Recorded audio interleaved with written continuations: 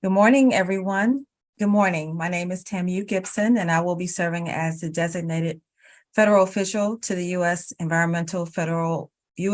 EPA's Federal Insecticide, Fungicide, and Rodenticide Act Scientific Advisory Panel. For this meeting, and in my role, I will be opening the second day of the public meeting. And the meeting topic is on EPA's examination of microsomes and mesocome studies for evaluating the effects of atrazine on aquatic plant communities. I would like to repeat the FIFRA SAP meetings are subject to all FACA requirements, and these include open meetings, timely public notice of meetings, and document availability to the public. All documents are available to the public in the docket at regulations.gov. Also, as noted, that this meeting is being webcast, transcribed, and recorded. A live stream of today's meeting is also available on YouTube. You may access the link to the YouTube on our FIFRA SAP website. There's also a link to yesterday's meeting as well. I would like to state that yesterday we had a successful opening day. And I also would like to thank the FIFRA SAP members and ad hoc reviewers, the EPA team, and the public for their presentation and discussion. I must say that yesterday the panel listened to the agency's technical presentations and offered any clarifying questions, as well as we listened to two oral public commenters on yesterday. At this time, I will hand the meeting over to the chair, Dr. Chapin. Thanks, Dr. Chapin. Thank you, Tamu. Good morning, everyone. Okay, so our first order of business is to go through and have each of the panel members acknowledge their presence and give us a sentence about their affiliation. So I'm Bob Chapin, formerly at Pfizer and the National Toxicology Program. Next up, Dr. Barakal. Hi, I'm Veronica Berrocal, and I'm from the University of California, Irvine. Wonderful, thank you. Dr. Harry. Jean, are you here? We'll come back to Dr. Harry. Cheryl Murphy. I'm present. Yep. Okay, cool. Dr. Sabo Atwood. Hi, Tara Sabo Atwood, present, University of Florida. Wonderful. And Dr. Tron. There she is. Good morning. Lisa Trong, present at Oregon State University. Great, thanks. Dr. Chen. Yeah, I'm here. State Environmental Conservation, State of Department of Environmental Conservation. Wonderful, thank you. Dr. Felsot. I'm here from Washington State University. Wonderful, thank you. Dr. Farrell. Here, University of Florida. Excellent, thank you. Dr. Getzinger.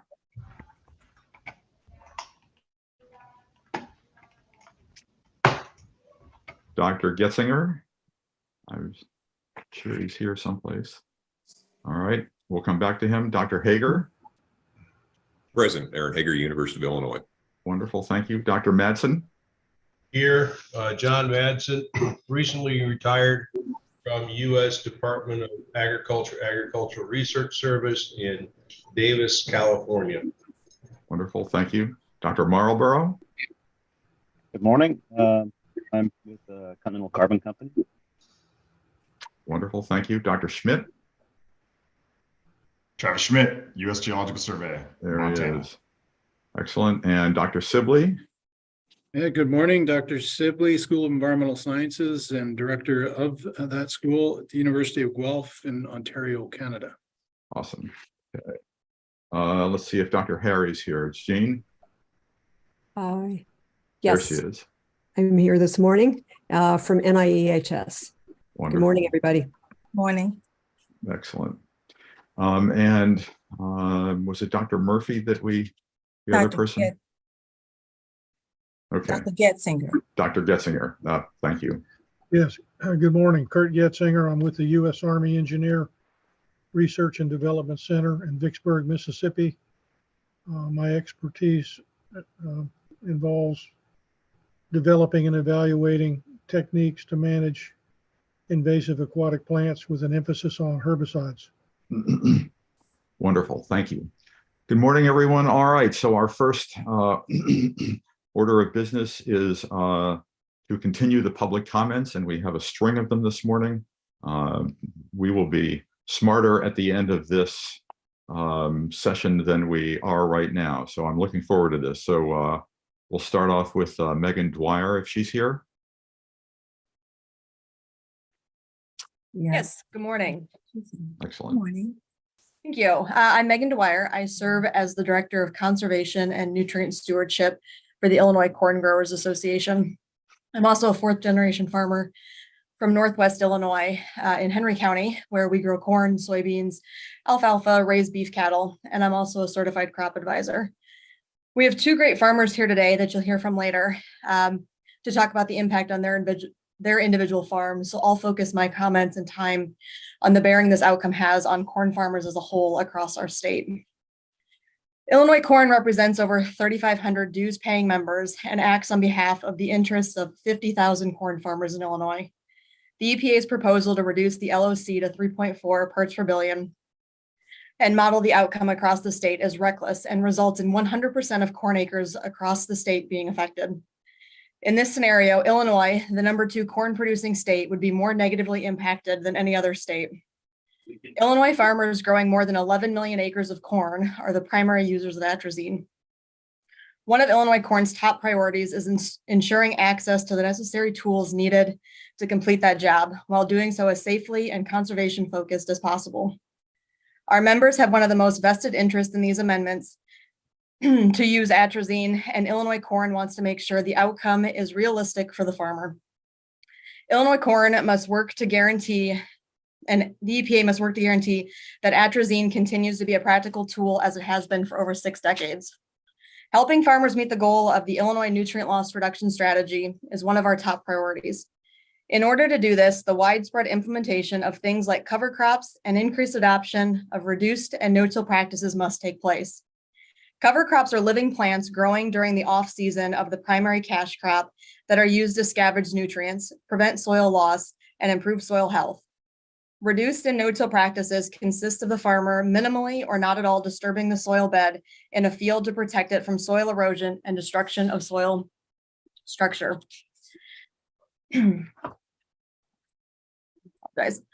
In order for these carbon sequestering climate smart practices to be successful, farmers must have access to technology that allows them to control weeds and terminate the cover crop without mechanical management practices.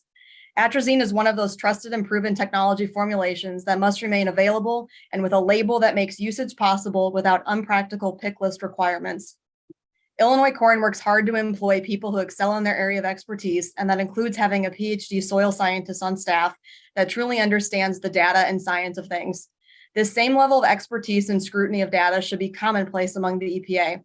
We appreciate the panel today being convened to evaluate these 11 studies, 2 of which the EPA has recently called into question on their own with a white paper released in early July. A paper that we support being incorporated into this panel's decision. We don't appreciate that this is the 4th SAP to be convened on an issue that should have been resolved by now, and instead leaving farmers in a state of uncertainty.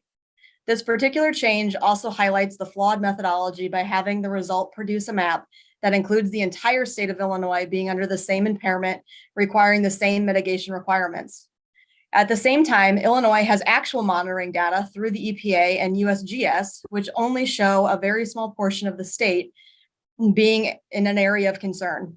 The same conservation practices that reduce nutrient loss also help prevent off-site movement of other products, like herbicides that may move in a similar fashion. These actual monitoring results build a case that farmers have already been following best management practices and label directions to prevent problems from occurring. After thoroughly reviewing the science and coming to an unbiased conclusion, this panel needs to be prepared to hold the agency accountable to its methodology and recommendations. Farmers need to be able to rely on the fact that rules and recommendations are developed out of strong, robust, and defensible data sets and scientific parameters in the same way the EPA and other agencies need to trust that farmers are the original stewards of the land, and their livelihood and the livelihood of future generations depend on fertile soils and healthy ecosystems. Thank you for your time this morning. Wonderful. Thank you, Ms. Dwyer. Questions from the panel? No. Okay. Thank you very much. We move to Tom Haig. I hope I pronounced that correctly. Good morning, everyone. There we go. I'm on. Yep. Can you hear me? Yep. Go for it. My name is Tom Haig, a farmer in the Inn Valley, Minnesota area, and I currently serve as president of the National Corn Growers Association. NCGA represents more than 36,000 paying due corn farmers in all 50 states, and the interest of more than 300,000 farmers who contribute through corn checkoff programs in their states. I farm with my son on land that has been in our family for 5 generations. The land, the soil, the quality of its water, and sustainability of these resources are all treasured by our family, so that we can raise not only an abundant, safe crop of corn and soybeans, but also for the next generation of our family. On our farm, atrazine is a tool which allows us to adopt more conservation measures like vertical tillage. We can limit the number of times we work the crop residue, only needing to penetrate the soil a few inches in the process. We have adapted this process on our cornfields to about 1,200 acres. We see the benefits. There is more residue on the ground to protect the soil. We have even seen an increase in the earthworms. We know the soil quality has improved. Our family farm is not unique. Many can provide a similar story of their farm and its conservation for the next generations. Atrazine is a critical component of weed management of the U.S. corn farmers and has been for many decades.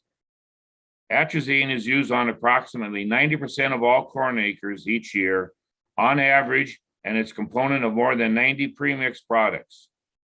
First approved for use in 1958, atrazine has been tested, reviewed extensively, and documented safely and effectiveness. Despite the introduction of many other herbicides in the last 60 years, farmers still rely on atrazine each year for weed control because of its economical effectiveness against a broad spectrum of weeds, a long residual period, and ease of use. Effective management of weeds and their resistance of herbicides are a constant challenge to corn farmers. Access to atrazine puts an important tool in the hands of U.S. corn farmers to effectively adapt conservation practices while managing destructive weeds and delivering an abundant quality crop. I ask that you to refer to the detailed written comments submitted on August 2nd. Today, I'd like to provide you with some specific comments for consideration.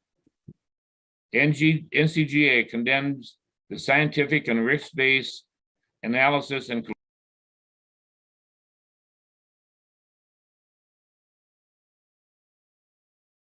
You're on mute, Mr. Haig.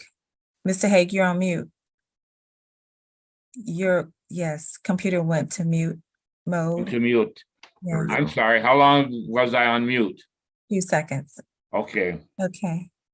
NCGA believes on the conclusion reached in the white paper that it is necessary for EPA to examine the 60-day level of concern and associated mitigation measures in its proposed revised interim decisions for atrazine. We feel strongly that a proposed 3.4 parts per billion LOC is not supported by the science, especially in the light of the reevaluation of these 11 studies in the white paper.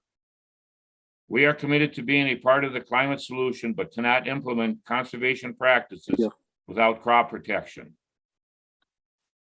I got you in. No-till production is a practice that allows farmers to plant For and some reason, she'll let me do that. Am I okay? Yes, Okay. go right ahead. No-till is a production and practice that allows farmers to plant into the soil and remaining crop residue without tillage.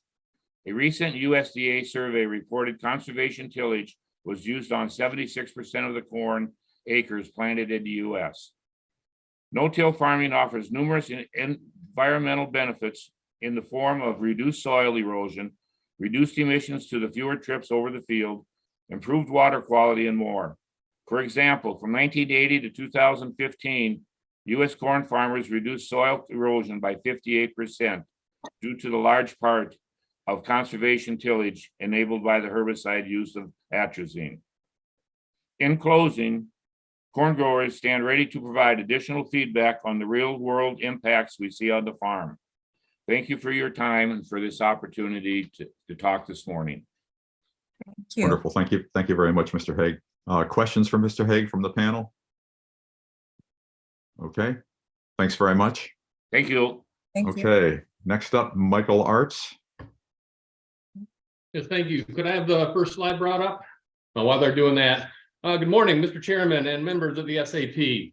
My name is Michael Arts, and I am the Vice President of the Florida Fruit and Vegetable Association, a trade association representing growers of fruits, vegetables, sugarcane, sod, tropical fruits, and other agricultural crops in Florida. I've been with FFVA for more than 23 years now. Interesting, during all of those 23 years, other than a couple of the COVID years, we have hosted EPA and brought EPA personnel down to our state so they could go into our fields to see for themselves our production areas. And these annual field tours help demonstrate the functions and efficiencies associated with Florida's agricultural production. FFVA appreciates the opportunity to share its views on the importance and continued access to atrazine relating to our sweet corn, sugarcane, and agronomic sod producer members who rely heavily on the robust weed management and economic benefits provided by this herbicide. We appreciate and welcome the opportunity to supply input to the atrazine SAP. Next slide, please. Florida's vegetable and sugarcane industries play an indispensable role in our nation's food security by feeding the nation with locally grown agricultural products during our harvest and marketing season. Our harvest and marketing season runs from October through May each year, counter-cyclical to the harvest seasons of the rest of the country. From late fall through early spring months, Florida farmers supply their agricultural products to more than 150 million people, primarily throughout the eastern United States.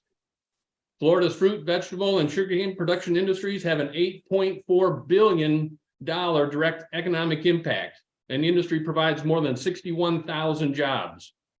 In a state with more than 22 million residents, agriculture continues to steadily contributions as one of the two leading overall economic drivers in the state, along with tourism.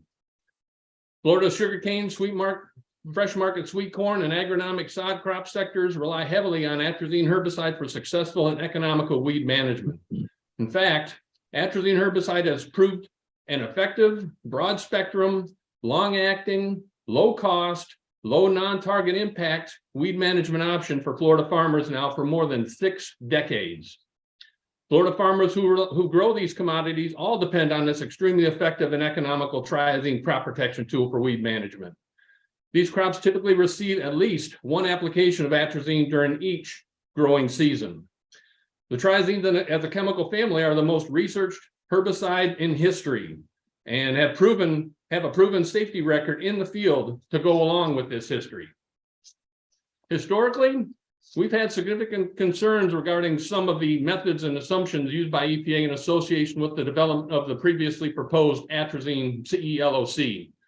Today, we are here to speak mostly in favor of the work that EPA has done with the current white paper that it reevaluates these 11 studies. Huge steps have been taken forward in getting this science right. The fundamental issues of concerns we've had historically pertain to data quality, data selection, errors, hyper-conservative assumptions, the incorporation of outlier endpoints, the lack of a weight of evidence approach, and the inadequate consideration of the best available data and science. If you don't get the science right, the false results will restrict atrazine's use on and even its availability of this crop protection product that is effective and has little or no impact on species and the environment, as has been proven for the last 60+ years. Even though this is not a direct part of today's charge, we also have concerns relating to EPA's sole dependency on modeling data when actual, valid field monitoring data are available. Florida's Everglades agricultural area has years and years and years of actual triazine water monitoring data. The biggest hit or detection that was recorded as a part of these multi-year monitoring efforts occurred at a level of 4 parts per billion. And this detection followed an uncharacteristic 12-inch rainfall. When warp modeling data that EPA is defaulting to here, however, suggests that the atrazine detections in these very same farmlands south of Lake Okeechobee are in the range of 1,200 parts per billion. This 4 part per billion actual field monitoring number versus the 1,200 part per billion modeling number describe the improper, inappropriate inaccuracy surrounding the incorporation of these modeling data into risk assessment processes when robust data of actual data already exist and are available.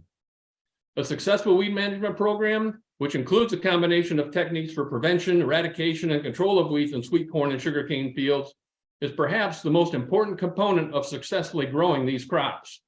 Weed management is most often critical early in the growth cycle with each individual field, prior to canopy closure over the row middles. Because of Florida's extended 8-month planting season, during which one application is typically made, effective, long-lasting weed management is critical in our fields.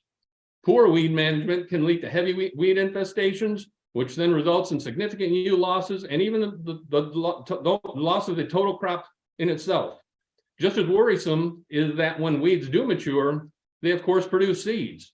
And then these millions of seeds become sources of reinfestation that exacerbate weed management problems for years to come.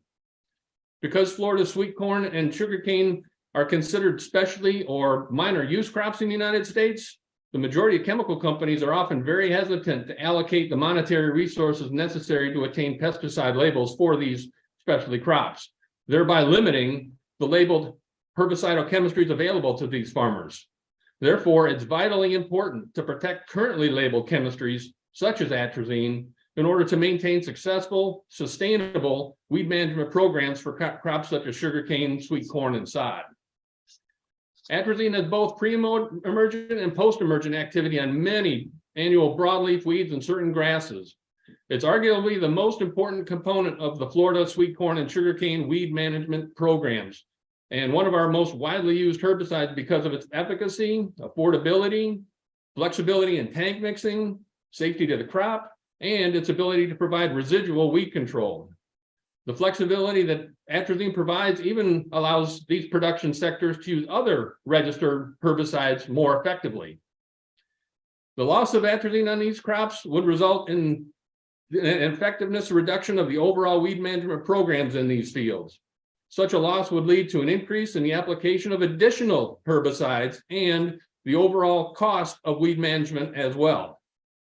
Atrazine is often considered the backbone of Florida's fresh market sweet corn, sugarcane, and sod weed management programs for multiple reasons, not the least of which is that it's inexpensive and it is effective.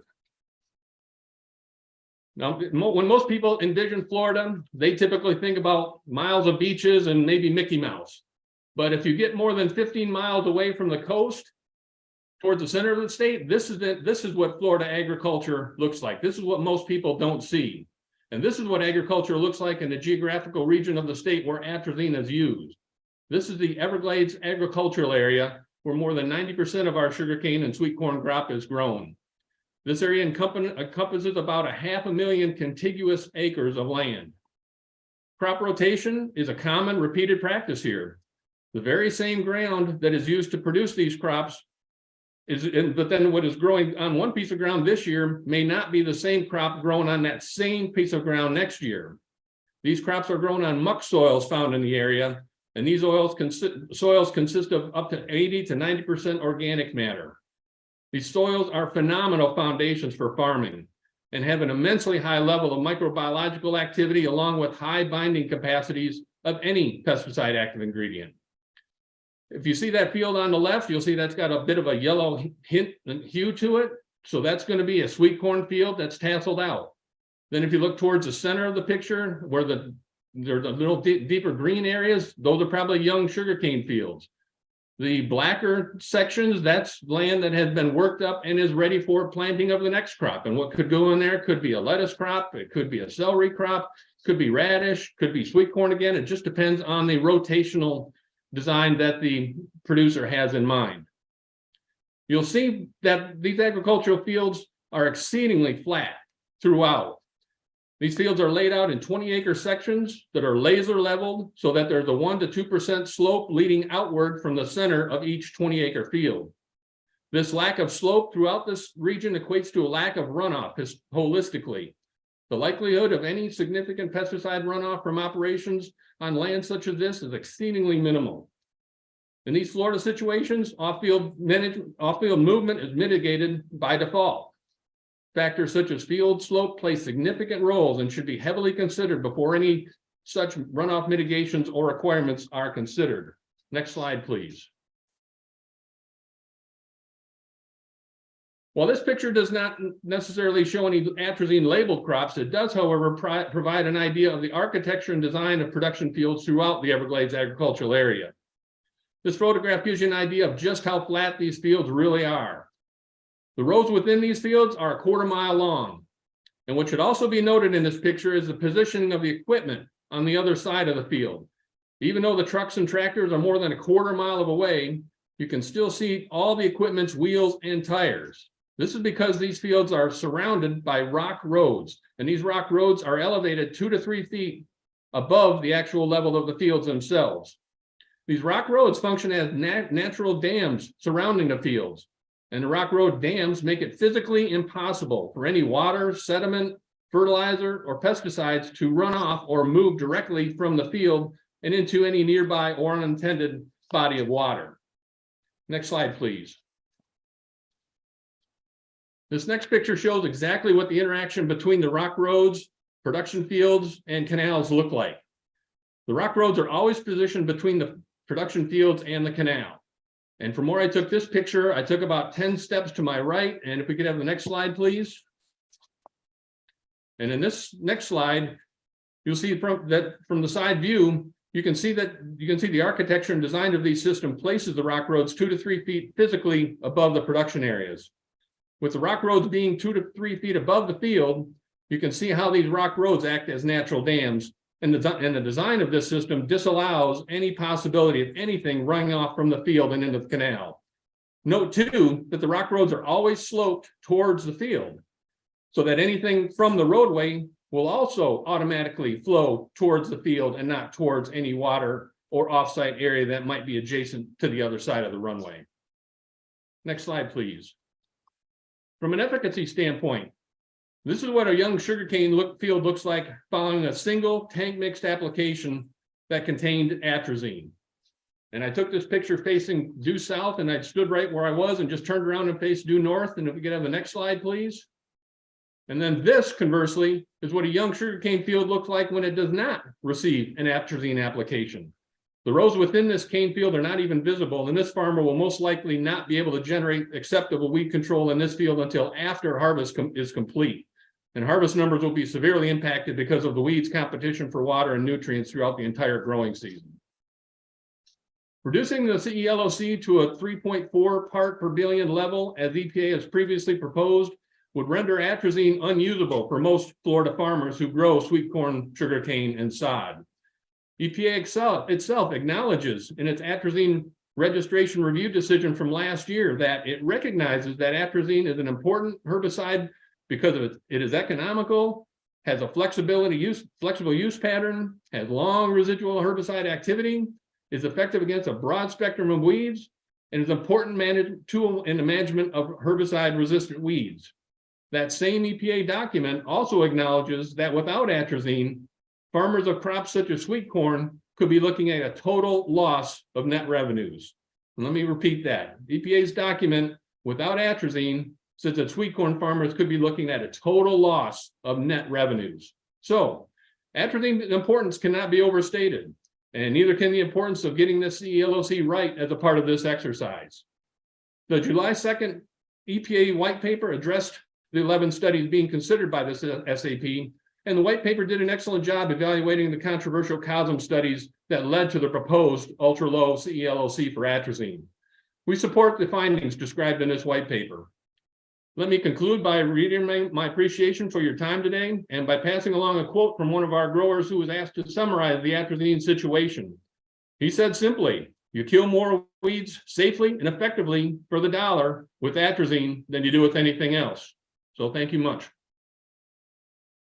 Thank you very much, Mr. Arts. Questions for Mr. Arts from the panel?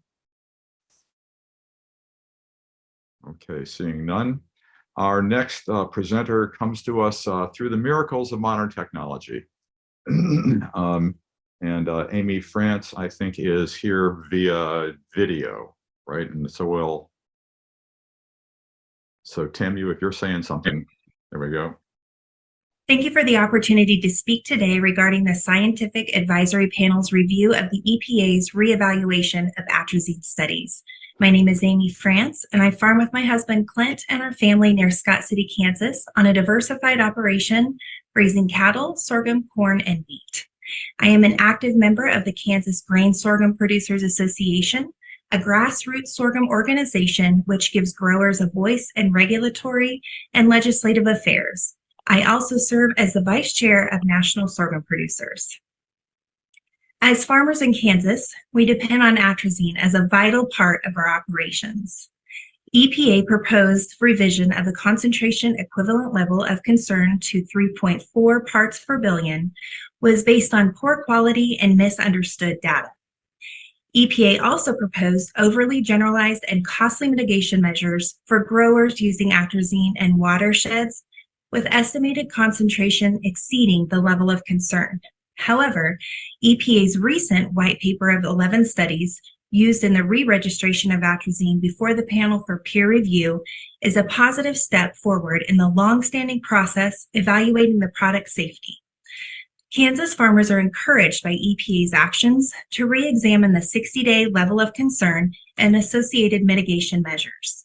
As it relates to the vitality of our farms, I urge this panel to recommend EPA use the best quality science in assessing and managing the use of crop production products like atrazine in the U.S. With renewed and expanded interest from U.S. farmers in sorghum production, as well as new and expanded markets for our crop, Kansas sorghum farmers continue to advocate for policy and regulatory approaches that allow us to continue farming sustainably and innovatively. We strongly believe that sorghum's role in delivering positive ecosystem services as a resource-conserving crop is increasing due to its inherent drought and heat tolerance. Sorghum's natural sustainability combined with the administration's achievable goals are encouraging climate-smart farming practices simply requires the use of atrazine to allow farmers the ability to supply abundant, sustainable, and high-quality food, fiber, and renewable fuels. A strong integrated weed management program is vital in our farm's management practices. When farmers have the ability to maintain a diverse set of crop protection options for weed control, farmers are able to provide additional ecosystem services to meet climate-smart goals, such as reducing tillage up to full no-till to preserve soils and keep carbon in the ground. Reduced tillage is especially important to the southern High Plains sorghum growing region, as the area is prone to sustained wind and prolonged droughts that have historically eroded heavily tilled soils, harkening back to the American Dust Bowl of the 1930s. In a recent survey of fellow sorghum farmers in the U.S. titled "A Study on the Benefits of Atrazine to U.S. Farm Families," all 156 respondents across 17 states indicated the importance of atrazine to weed control programs in sorghum as important, with 92% of respondents indicating atrazine as extremely important. Overall, 97% of respondents knew of no cost-effective alternative to atrazine. Loss of atrazine would only worsen the conservation challenges facing farmers and lead to increased rates of tillage on the dry and windy High Plains, like here in western Kansas. Sorghum farmers depend on atrazine as one of the most used and dependable herbicides in sorghum production. Atrazine is an affordable and effective tool that sorghum farmers have safely used for over half a century. Today, when paired with cutting-edge precision agriculture technology and other climate-smart agronomic practices, farmers continue to improve the sustainable use of crop inputs like atrazine. Thank you for the opportunity to comment on this issue, and I encourage the panel to affirm the scientific evidence supporting the safe use of atrazine. Atrazine allows sorghum farmers the ability to continue advancements in conservation, stewardship, provides resilient supply chains for our customers, and fosters ecosystem services benefits for our society. And since that was a video, there's no point in asking her questions. All right, so we will move on to Mr. Rogers from the Kansas Corn Growers. Good morning. Can you hear me? Here he is. You're all set. Yep. Yes. Good morning. I am Brent Rogers. I operate my family's farm near Hoxie, Kansas, in northwest part of the state. I also serve as the president of Kansas Corn Growers Association. I wanted to provide testimony today for growers we represent across our state, and also to share insight into the conditions we have in northwest Kansas and the High Plains region. My area and most of the High Plains is in a semi-arid climate. Surface water, running water in streams is a rarity in my county. That's why it is impossible to understand how my county is listed at exceeding the 3.4 to 9.8 parts per billion level, and some areas it even predicted to exceed the 9.8 parts per billion aquatic standards. Perhaps our county was included in the model because we have areas that are highly erodible, HEL acronym. In our area, fields are designated as highly erodible land due to wind erosion, not water erosion. In HEL areas, atrazine plays an especially important role because it helps us implement no-till methods that keep crop residue on the ground and prevent blowing soil, wind erosion. Simply put, we are facing these issues because of the ultra-low proposed atrazine C-lock that is based on poor quality scientific studies, which is made worse with the faulty model and an unusable pick list for mitigations. I know the SAP was not convened to consider validity of the model or the pick list, but they are linked to the use of the 11 poor quality studies that you are considering this week. In its July 2nd white paper, EPA recommended to the panel that the worst of these studies be excluded. I strongly agree with EPA's white paper findings. We have been using no-till practices on our farm for 18 years. This means we do not till our fields. We leave the crop residue, like corn stalks, on the ground where they protect the soil, sequester carbon, and improve our soil health. Atrazine is a key input to control weeds, and without it, we can't continue to no-till farm. Without no-till, we can't continue to conserve moisture, nutrients, and carbon in our fields. This is counterproductive to me as a farmer who is also a conservationist. It is also counterproductive to the current administration's carbon smart goals. If the ultra low atrazine C-lock based on bad science stands and the bad modeling goes forward, most corn and sorghum farmers will lose atrazine, and that will dramatically change the landscape of Western Kansas. We've worked hard to adopt conservation practices, and we have invested heavily in technology for precision farming that helps our farms increase its sustainability. If we lose atrazine, we'll be investing in tillage equipment to control weeds, turning back the clock on our carbon smart sustainable efforts. It is easy to accept these discredited studies to reach a particular agenda, but in reality, eliminating atrazine would have notable negative environmental consequences. This is why it is important to remove the low quality studies from this regulatory process as EPA recommended in its white paper. As a family farmer and a conservationist, I am asking the SAP to ensure that EPA's decisions are based on credible science. Thank you for listening today. Thank you very much for that. Any questions from the panel for Mr. Rogers?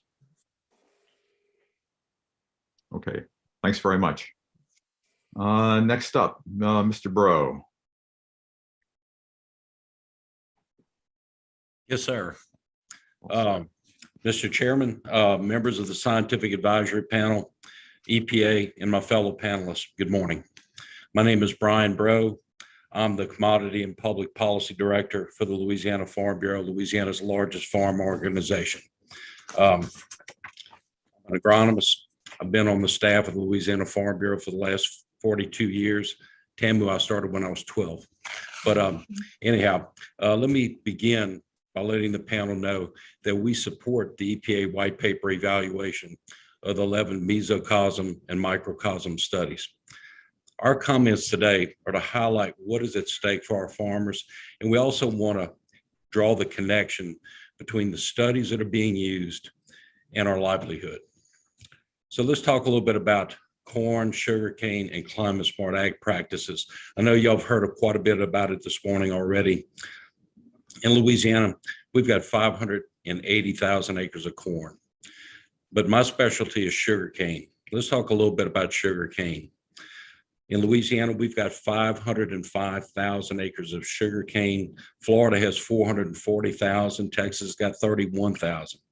The thing to come to terms with is that amongst corn and sugarcane, both crops rely heavily on atrazine to maintain sustainability and to implement climate smart ag practices, talking about what's been talked about earlier, no-till, reduced tillage practices that reduce fuel consumption and increases soil health and allows us to sequester carbon.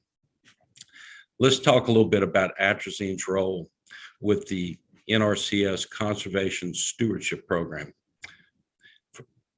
In Louisiana and really across the nation, our farmers have been enrolling in the NRCS Conservation Stewardship Program, where a farmer puts together a CSP conservation plan for their farm and they get it approved by the NRCS.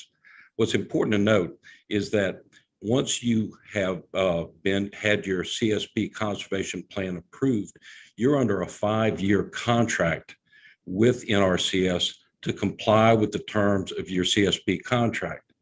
So what's concerning to us that are basically, if you're under a CSP conservation plan and you're relying on atrazine because of the longer residual period of weed control, you're at risk if anything changes in the availability of atrazine or the use rates that you can use, because basically you're counting on atrazine to basically reduce one cycle of tillage on your farm. That's part of the conservation plan.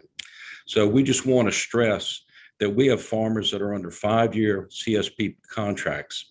And so if we alter the availability or the use rates of atrazine, that puts our farmers in jeopardy of violating the terms of their CSP contract. Let's talk a little bit about atrazine's role in conservation tillage. We've heard quite a few people talk about no-till and reduced till. Let me tell you the crux of it. Over the last few years, we've had many of the people that purchase our crops that unless we can show to them that we have produced our crops in a sustainable manner, they will not buy our crops. We're seeing that in cotton all the time, to where if you're not part of the U.S. Cotton Trust Protocol, they don't want to buy your bales of cotton. So what's happened is this old 58-year-old herbicide has become the mainstay of us being able to implement conservation practices and improve sustainability for people to buy our crops.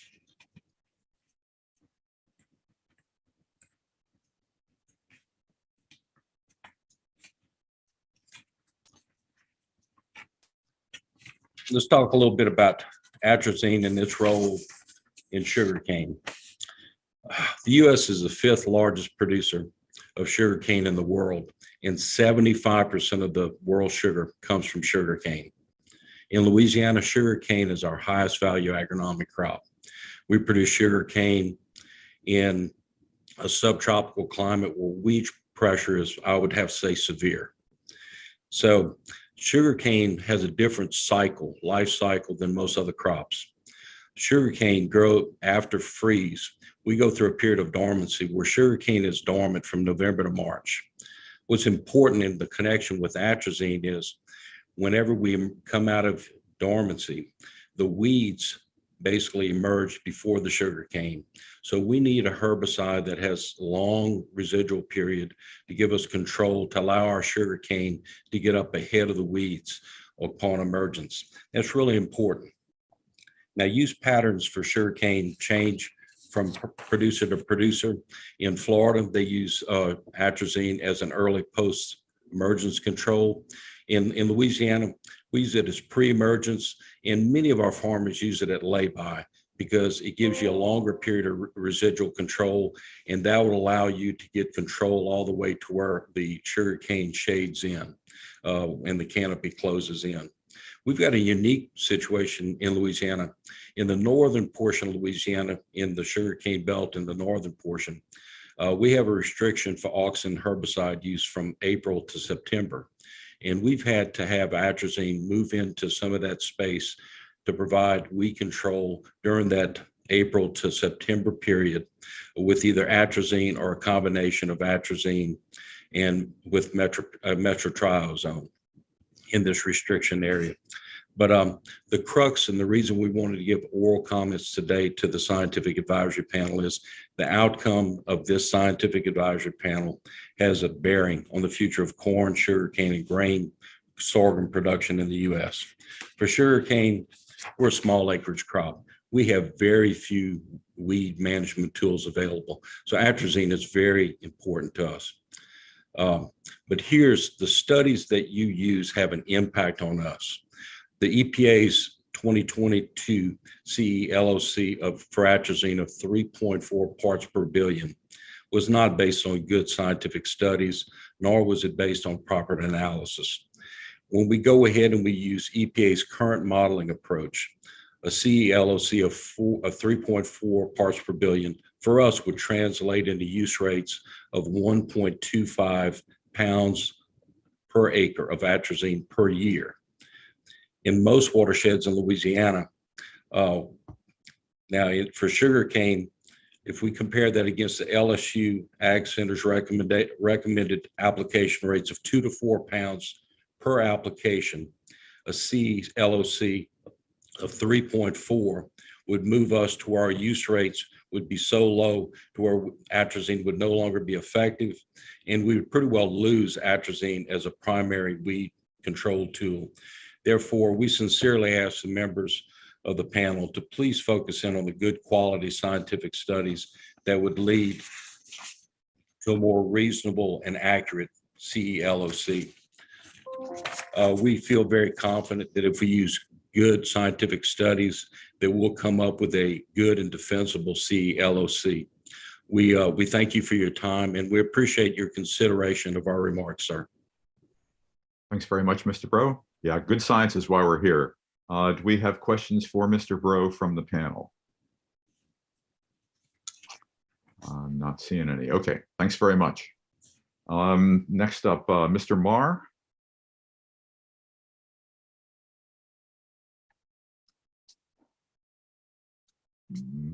Mr. Marr. Yes, sorry about that. There we go.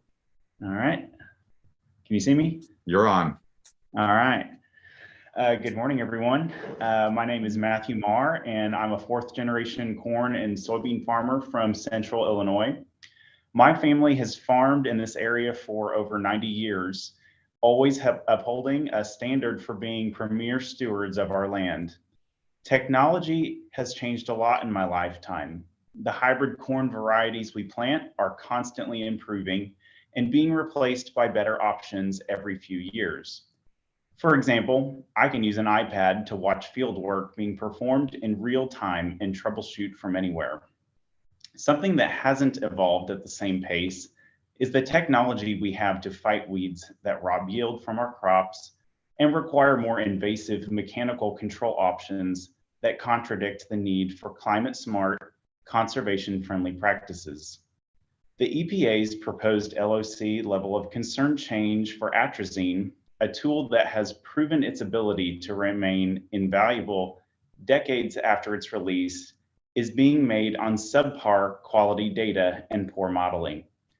I appreciate the panel's time today and commitment to hearing from stakeholders like myself on what getting this wrong means, not on paper, but on my farm.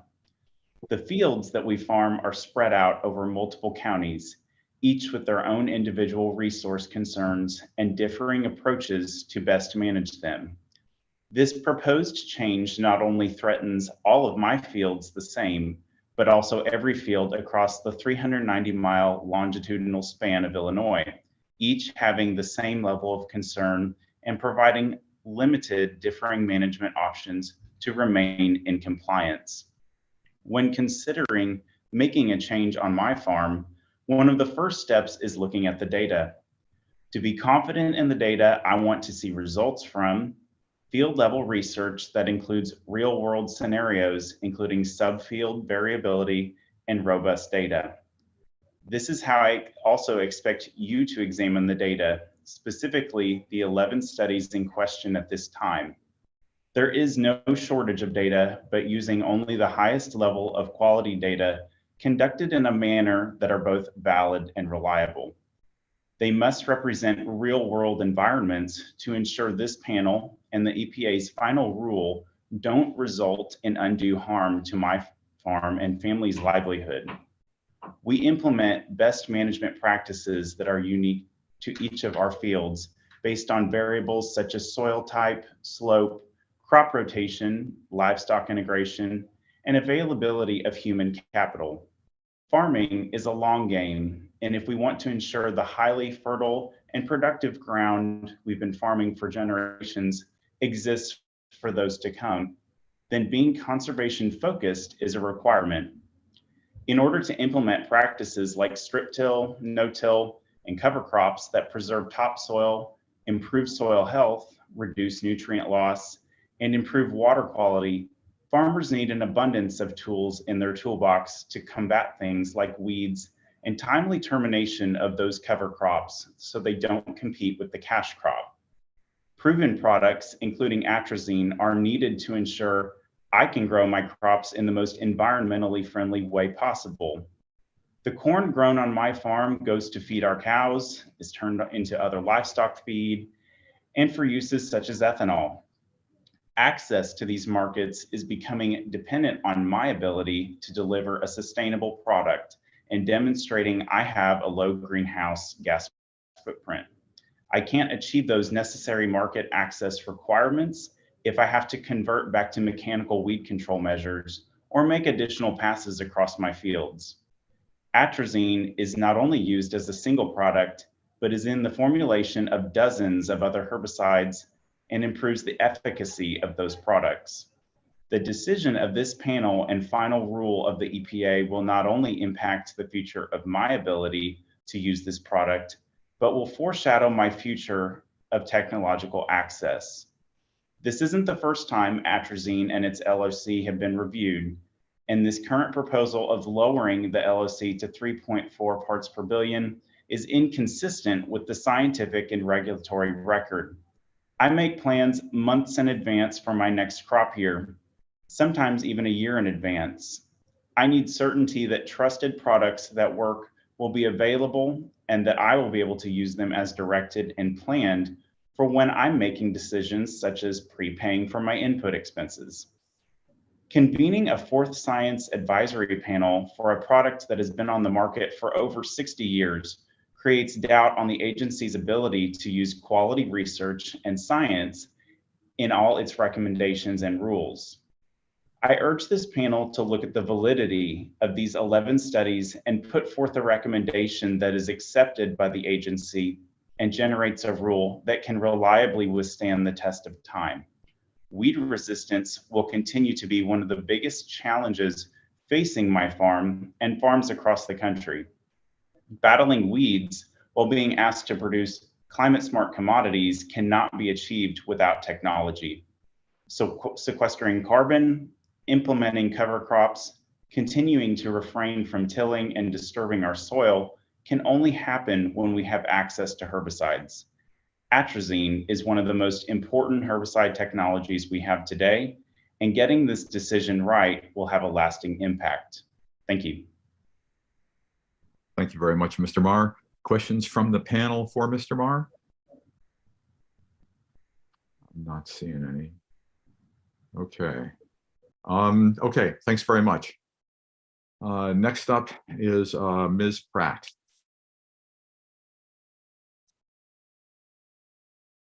Ms. Pratt, Katie Pratt, there she is. Here I am. Hello, everyone. Good morning. My name is Katie Pratt, and I'm a 5th generation farmer. My husband is the 7th generation of his family to farm, and we farm with his parents, brother, and our sister-in-law in Northern Illinois. We raise corn, soybeans, and seed corn, and the 8th generation of Pratt farmers, if they so choose. I also work as the Agriculture Literacy Coordinator for Lee County Agriculture in the Classroom, which means I have the privilege of sharing all things food, fuel, fiber, and farm with students and teachers pre-K to college. My goal in a classroom is to allow students to be curious about the topic at hand. They ask questions, hypothesize, experiment, and discover that sometimes there can be more than one right answer, that sometimes science can change and our answer will change. But above all, that a critical thinking based on a foundation of facts leads to amazing innovation. Without innovation in agriculture, the United States farmer will not be successful in fulfilling market needs domestically and internationally, while stewarding our natural resources that fuel the foundations of our farms. The purpose of this meeting is to review the science that will ultimately determine the environmental level of concern for atrazine, potentially change the way that I use the product, and threaten my ability to lawfully use it in the future. I am here today because the recommendation of this panel and the final rule will impact my farm and the ability of the 8th generation of our family to farm in the future. Water quality is something that I probably think about more than an average person, because unlike the general population, the water with which I cook and drink is not pre-treated at a water treatment facility, but comes from a private well on our property. The management practices that we use in our fields directly impact our family's water supply and downstream tributaries. According to the My Waterways website hosted by the EPA, the Rock River is our main water body source and has, quote, no impairments evaluated for this use, end quote, under the category of aquatic life as of 2022. Ensuring clean and safe drinking water starts with best management practices and following label instructions for anything that we apply to our fields. Atrazine has been on the market and deemed safe for almost 60 years. Not only are we confident in its safety from a human health standpoint, but its safety for use on our crops, specifically seed corn. Yellow Dent #2 corn that is traded around the world is created using advanced hybrid technology.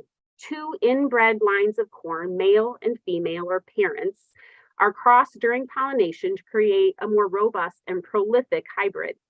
Without the benefit of hybrid vigor, these inbred lines are more susceptible to environmental variability, weed, insect, and disease pressure, and the products that we apply to the field. Atrazine is a safe choice to help control weeds that compete for nutrients, water, and sunlight. We work to control these weeds in early growth stages to reduce further applications of herbicide and mitigate weed resistance to crop protection tools down the line. Keeping a variety of crop protection tools at the ready is a best management practice on the farm, and atrazine is one of those tools. Our farm is unique. Our soils, our crops, the nuances of our weather patterns are unique. Every farm in Illinois and across the country is different. Farmers learn the strengths and weaknesses of their fields and then choose the right tools from their toolbox to manage their crops and resources. The proposed changes and accompanying models assume all farms are the same. Environmental stewardship policies cannot be a one-size-fits-all, especially in a state as diverse as mine, Illinois.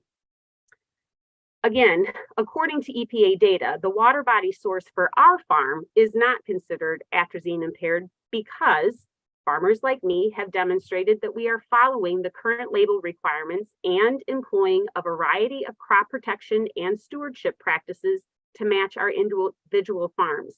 And you've heard about several of those from other people today. As I head back into classrooms and I'm greeted with that innocent curiosity of youth, I ask that you take that same view. Look at this data with fresh eyes, a scientific mind, and a willingness to consider experience from boots on the ground farmers who must do better every day because our business success demands that we do. Your recommendations will have a long-lasting impact on the public's view of the EPA as a trusted source of sound science and very valuable policy. Thank you. Thank you, Ms. Pratt. Let's see. So questions from the panel for Ms. Pratt? I'm not seeing any. Okay, thanks very much. Best of luck. Okay, next up, Joseph Sisk.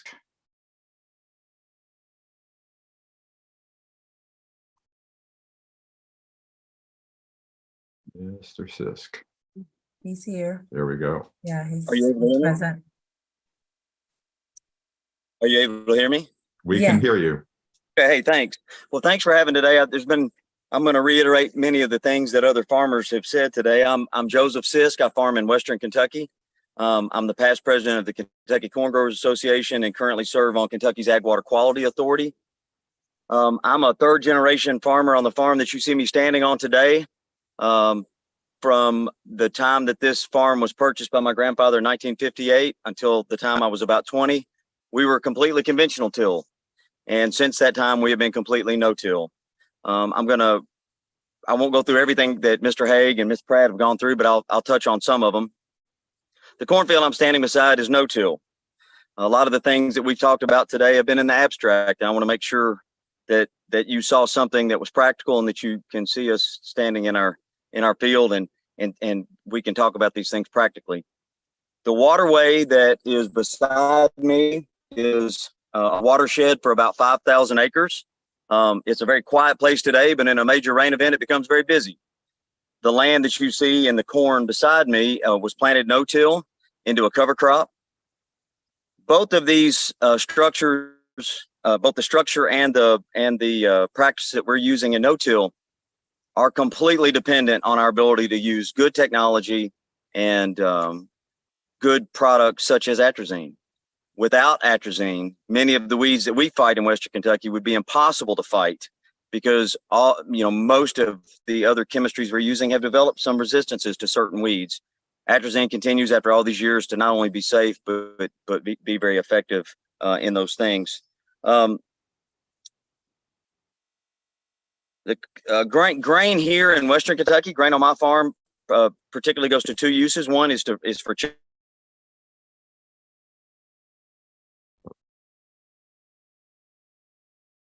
You've dropped out.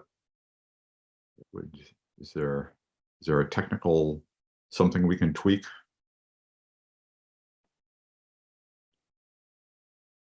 Okay, yeah. Looks like we lost the feed on there. Okay. We may have to come back to him. I was going to say we can come back if we can reestablish the connection. Okay. So next up, Mr. Thalman. Can you hear me now? Oh, okay. There you go. Yeah. I've switched over to a different. It's hot outside and my phone got hot. Can you hear me? Yes. We can hear you. Sorry about that. That's going. So anyway, I want to hit on a couple points here. Many of the issues that we had with soil erosion continue to happen upstream from us on a farm, and I wanted to briefly touch on that, where they are currently practicing regulated organic farming, and we end up with tremendous amounts of sediment in our waterways that we have to clear out every few years. Without atrazine, that becomes virtually impossible. We are in an area of Kentucky that does not use much of any irrigation, and because of that, it is very important to us of our water holding capacities. Our no-till that we were able to use through the use of atrazine has allowed us to continue doing that. Without atrazine, again, we're going to go back to tillage, and we're going to lose the soil structure and the residue on top that prevents us from having such a bad crop during a drought. I'm going to also reiterate, I really appreciate the willingness of the members to serve on this SAP. It's obviously something that's very important to me and other farmers, as you've heard from other farmers who have presented today. The loss of atrazine would cause us to become much less effective and efficient. We would not be as good as stewards of the land. And it is important as we go forward and we continue to try to be good stewards of the land and prevent soil erosion, that we continue to get decisions out of the EPA that are solid and are based on practical things and are not based on anything that's abstract from people who maybe have never had any practical contact with farming.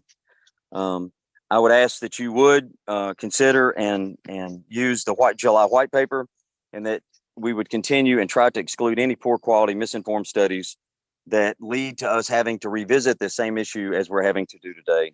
I know that all of your time is valuable, as is mine, and I appreciate your willingness to serve and do this. Thank you very much, Thank Mr. you. Sisk. Questions from the panel for Mr. Sisk? I don't see any. Thanks very much, and thanks for wrestling with your technology. Oh, yeah, no problem. All righty. Okay, next up, Mr. Thalman. Good morning. My name is Brian Thalman. I'm a corn farmer from Minnesota. I farm together with my father and son. He represents the 6th generation near Plato, Minnesota, just southwest of Minneapolis. We grow corn and soybeans on 2,500 acres and own and operate a seed cleaning facility. I am here today to speak on behalf of the Minnesota Corn Growers Association and our nearly 7,000 family farm members to give you a farmer perspective on the use of atrazine. Farmers are worried about the future access to atrazine. We are especially worried because the previous inclusion of scientifically flawed studies led to an ultra-low 3.4 part per billion concentration, equivalent level of concern, or CE/LOC. EPA's July white paper took an objective scientific look at those poor quality studies, and we urge the scientific advisory panel to adopt EPA's recommendations in the July white paper. If the 3.4 part per billion CE/LOC remains, farmers will lose access to an important crop protection tool. We need to maintain access to atrazine to achieve our shared goals of sustainable and profitable crop production.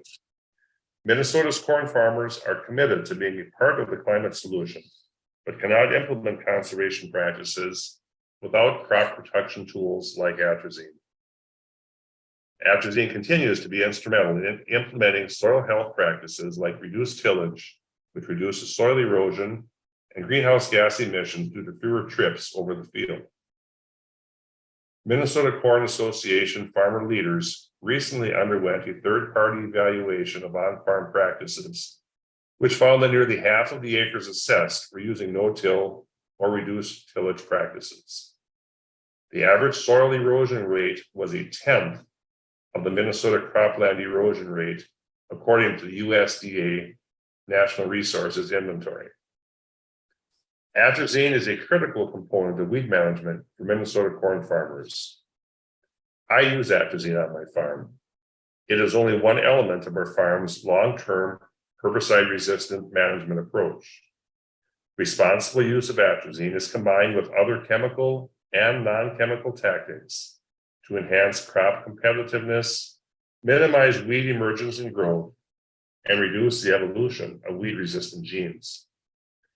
Atrazine is not the only herbicide we use, but we have found atrazine to be effective when balanced in a herbicide plan that uses different products to target different weed species and reduce the likelihood of weed resistance to any one product.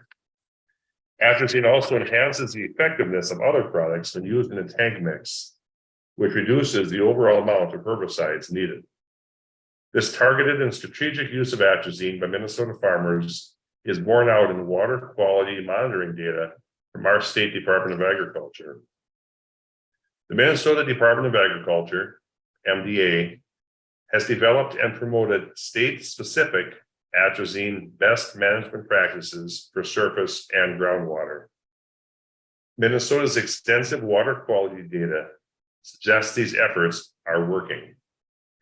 Based on 8,171 water samples collected from Minnesota streams and rivers between 2010 and 2021. The MDA concludes that concentrations in surface waters are less than the 60-day average atrazine concentration of 3.4 part per billion. This calls to question the accuracy of EPA's watershed regressions for pesticides, or the WARP model, which estimates significant portions of Minnesota are above the 3.4 part per billion concentration. This discrepancy also raises concern about both the validity of the CELOC and the mitigation practices associated with the model. The MDA also concluded that the proposed mitigation measures are ambiguous, confusing, and challenging to enforce. In fact, the MDA notes that the proposed mitigation measures may result in increased degradation of water quality, as Minnesota corn farmers may replace atrazine with other herbicides with known water quality concerns. The comments from the MDA are a part of the public record and were submitted as of the pesticide registration review for atrazine in October of 2022. I would encourage you to review them carefully. In closing, we urge the scientific advisory panel to direct EPA to examine the 60-day level of concern and the mitigation measures in the proposed interim registration review decision for atrazine, and use the conclusions reached in the white paper to guide the revision process. The proposed 3.4 part per billion CELOC is not supported by the microcosm mesocosm weight of evidence approach, especially in light of the reevaluation of the 11 studies in the white paper. This also raises questions about the scientific validity of the proposed mitigation measures. Extensive monitoring data in Minnesota suggests that there are other proven alternatives to ensuring the surface and groundwater is protected that should also be considered.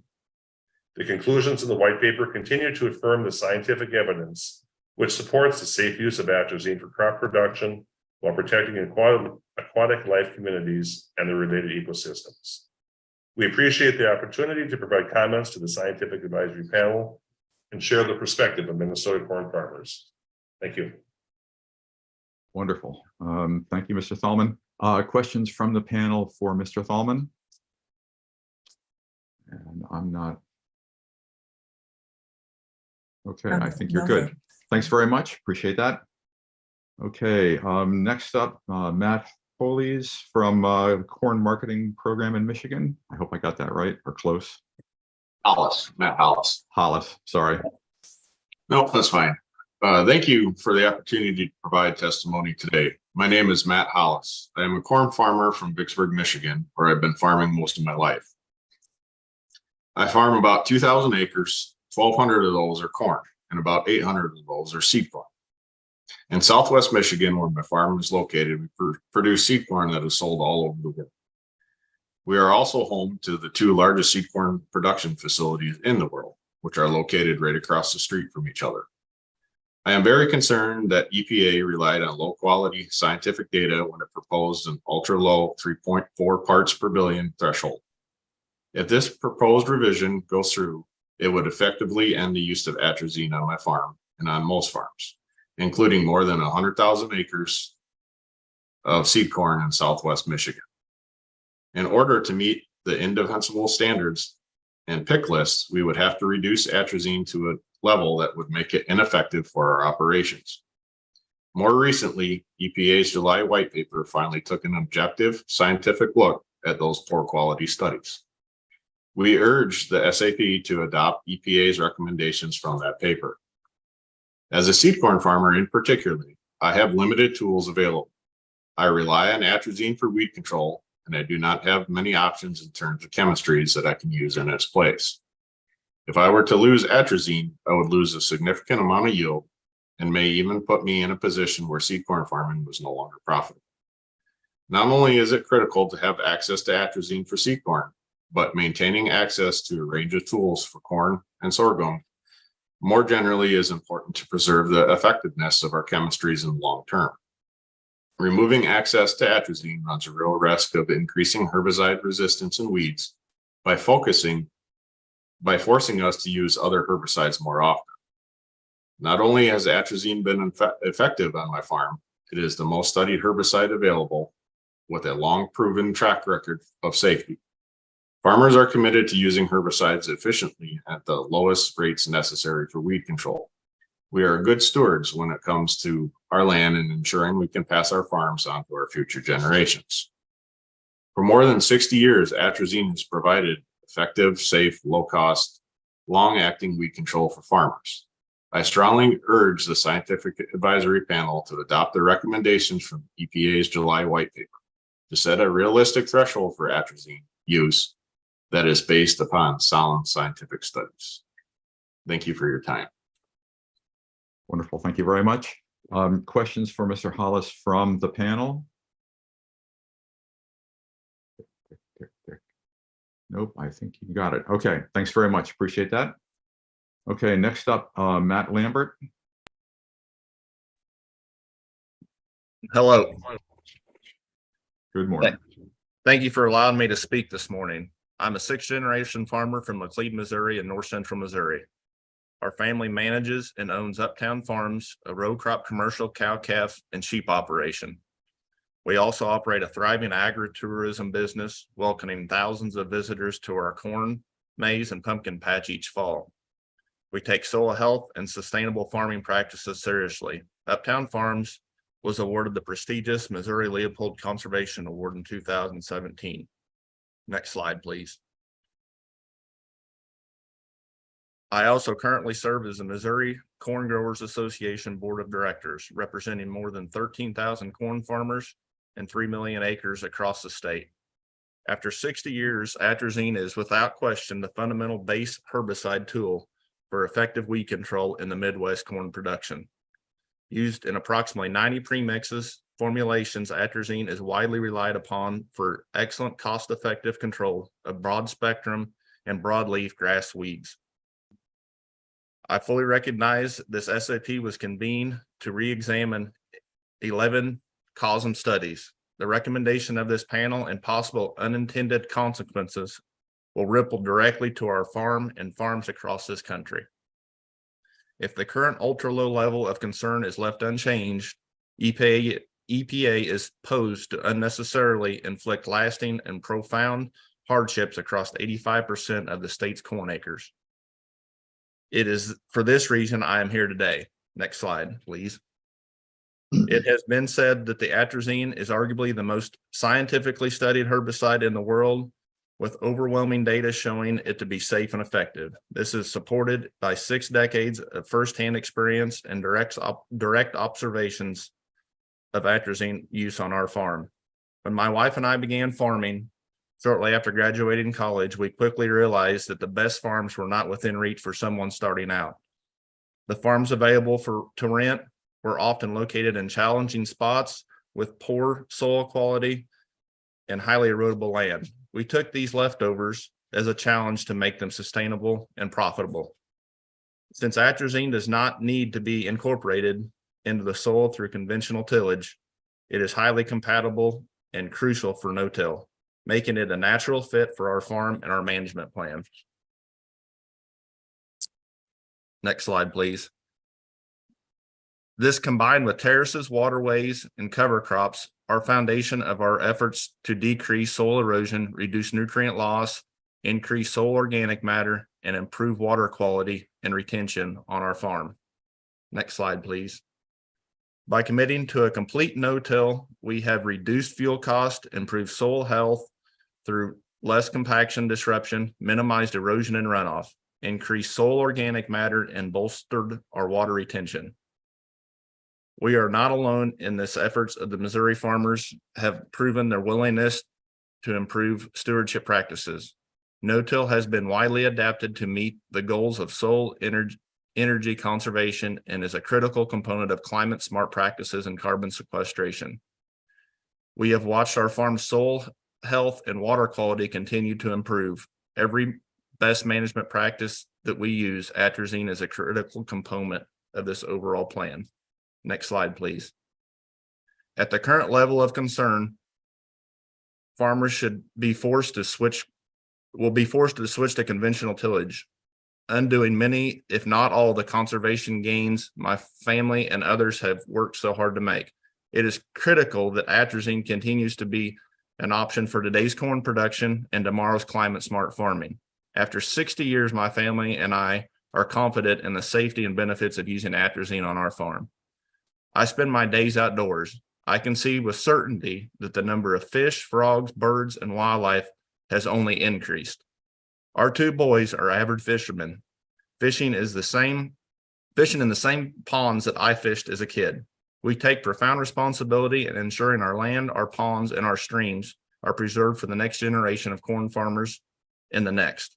We appreciate you devoting valuable time to this important process and honest attempt for scientific integrity and transparency. This SAP panel needs to help EPA set the record straight and provide recommendations that continue to move agriculture forward, not to set it back. Thank you for your time. Thanks very much, Mr. Lambert. Questions from the panel for Mr. Lambert?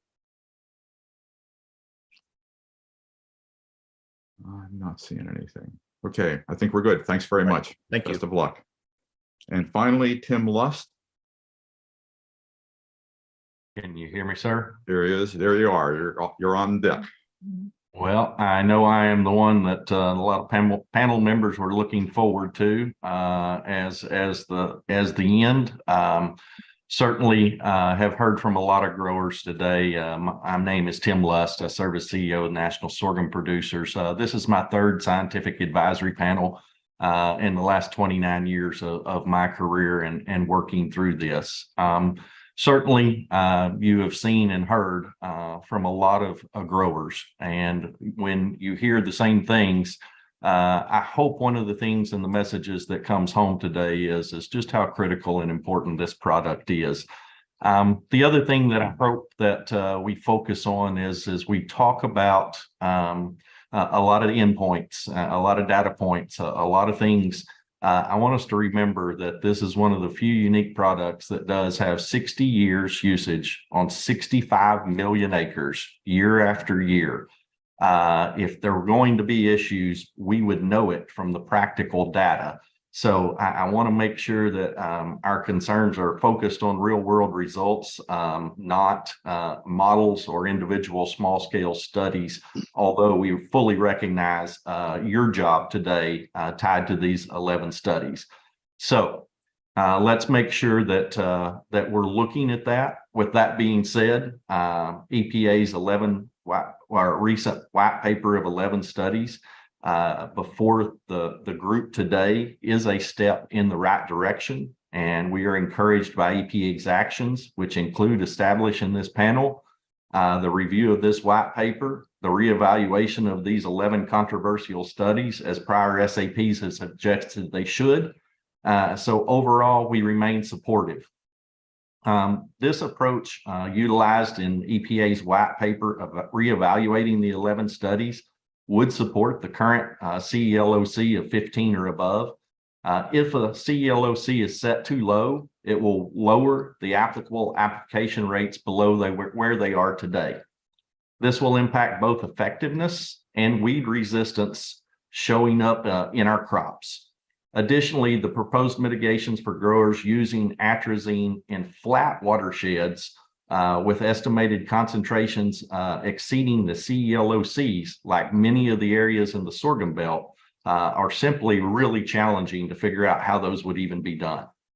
One of the things that's unique about sorghum is we have very few herbicide options. While we are tolerant and resilient on atrazine, sorghum genetics have shown a particularly sensitivity to other herbicides.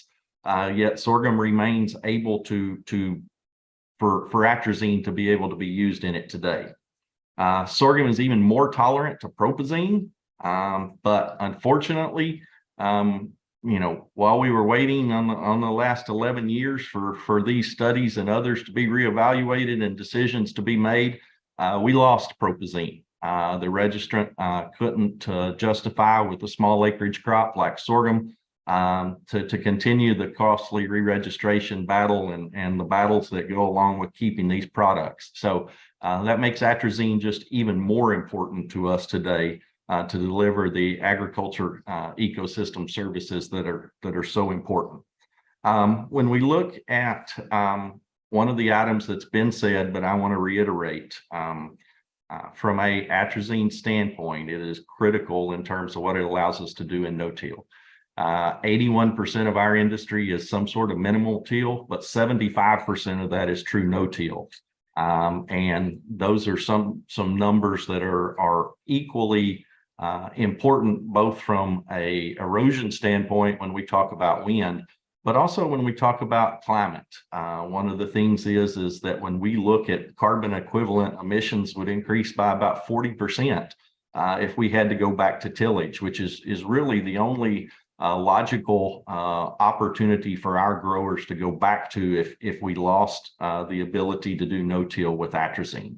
So certainly that is something that is critical. The other things on unintended consequences, we have a great long-term relationship in wildlife habitat and biodiversity with sorghum and our upland bird and pollinator species friends, and those are certainly at risk. So just in conclusion, you've seen a lot of grower passion, and I hope that you know that I've been around for a long time. There's a lot of different products we could be here talking about today, but you saw a lot of different growers show a lot of passion because it is just such a critical product to us. Lastly, getting the CELOC right is of the utmost importance. Clearly should be in a range of 18 to 26, as Dr. Dwayne Moore suggested in the 2012 SAP showed. It's the cornerstone that is the start of a multiple step process. These 11 studies impact that CELOC number, which impact the models, which impact grower usage rates and ESA mitigations. Each level has a substantial level of conservative assumptions already built in. We know that there's a lot of conservative assumptions already built into the EPA process. I encourage the panel to reaffirm EPA's findings in the white paper and recommend a similar approach to additional studies incorporated after the 2012 SAP.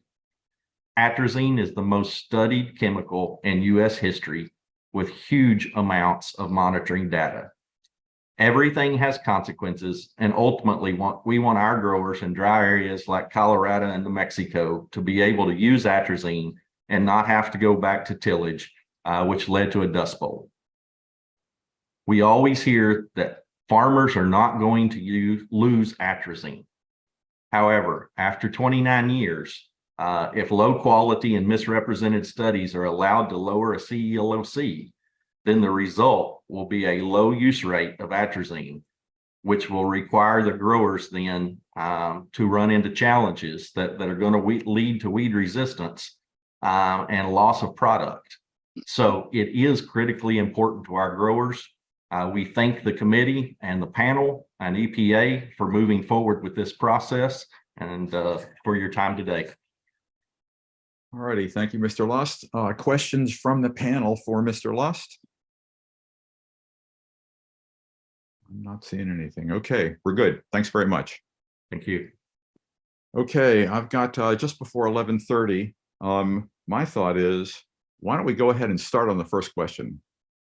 So I'm going to kind of give the folks in the EPA room a heads up here that we'll be going through that first question.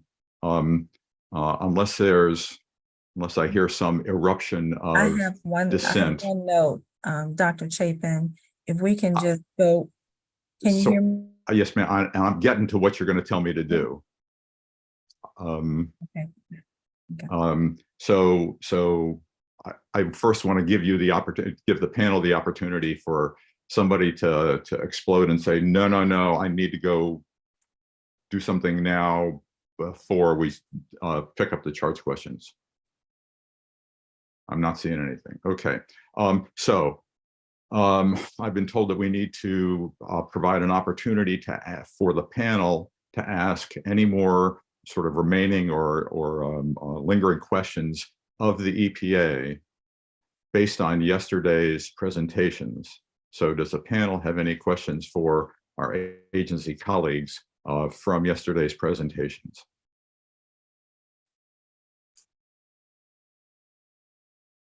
And I'm not seeing anything. I have a question. Sorry, I forgot to raise my hand. Let's do it. I'm always curious about the output, where does this all lead?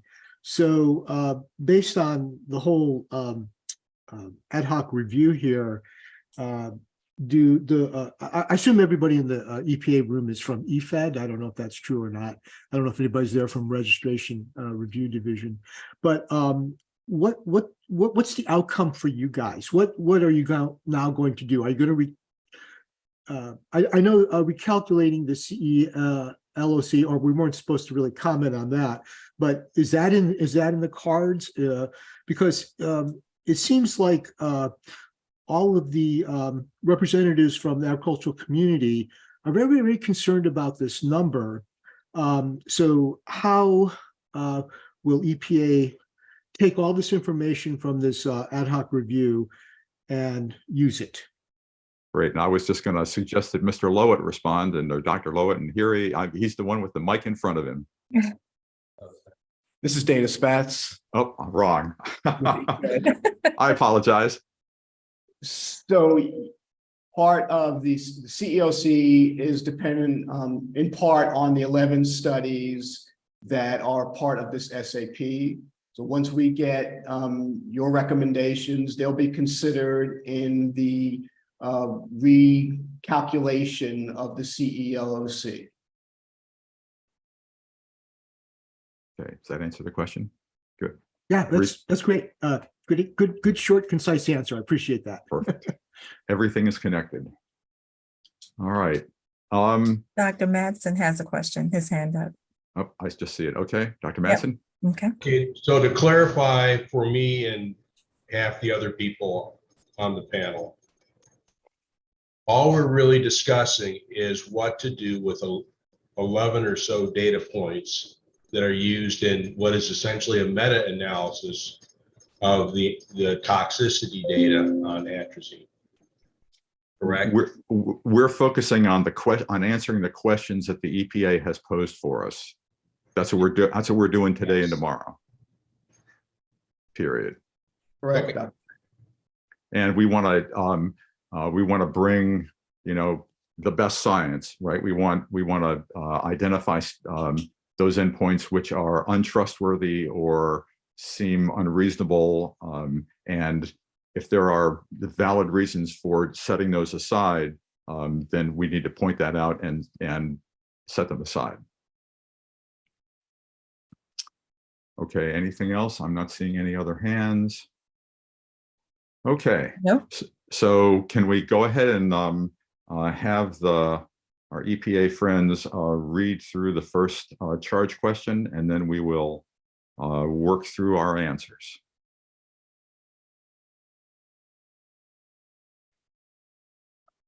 There we go. Thank you. All right, can you hear me okay? Yes, we can. Yes. All right, hello, everybody. I'm Jessica Joyce, and I'll start reading over the 7 charge questions. So starting with the first. I'm sorry, just the first one. Correct. Just the first. Question number 1, please comment on EPA's decision to exclude the Lampert study group. Okay, great. And the lead discussant on that is Dr. Baracal. Hi, everybody. I'm Veronica Berrocal. I'm the lead discussant for this question, and I will provide a summary of the opinions of all the discussants. I think there are 4 of us that were associated with this question. I premise that I do not have a biology background. So when there are parts of the answer that I received that are very much into the weeds of, and this is the right word maybe to use, of the biology, I will ask the other panel members to actually elaborate more.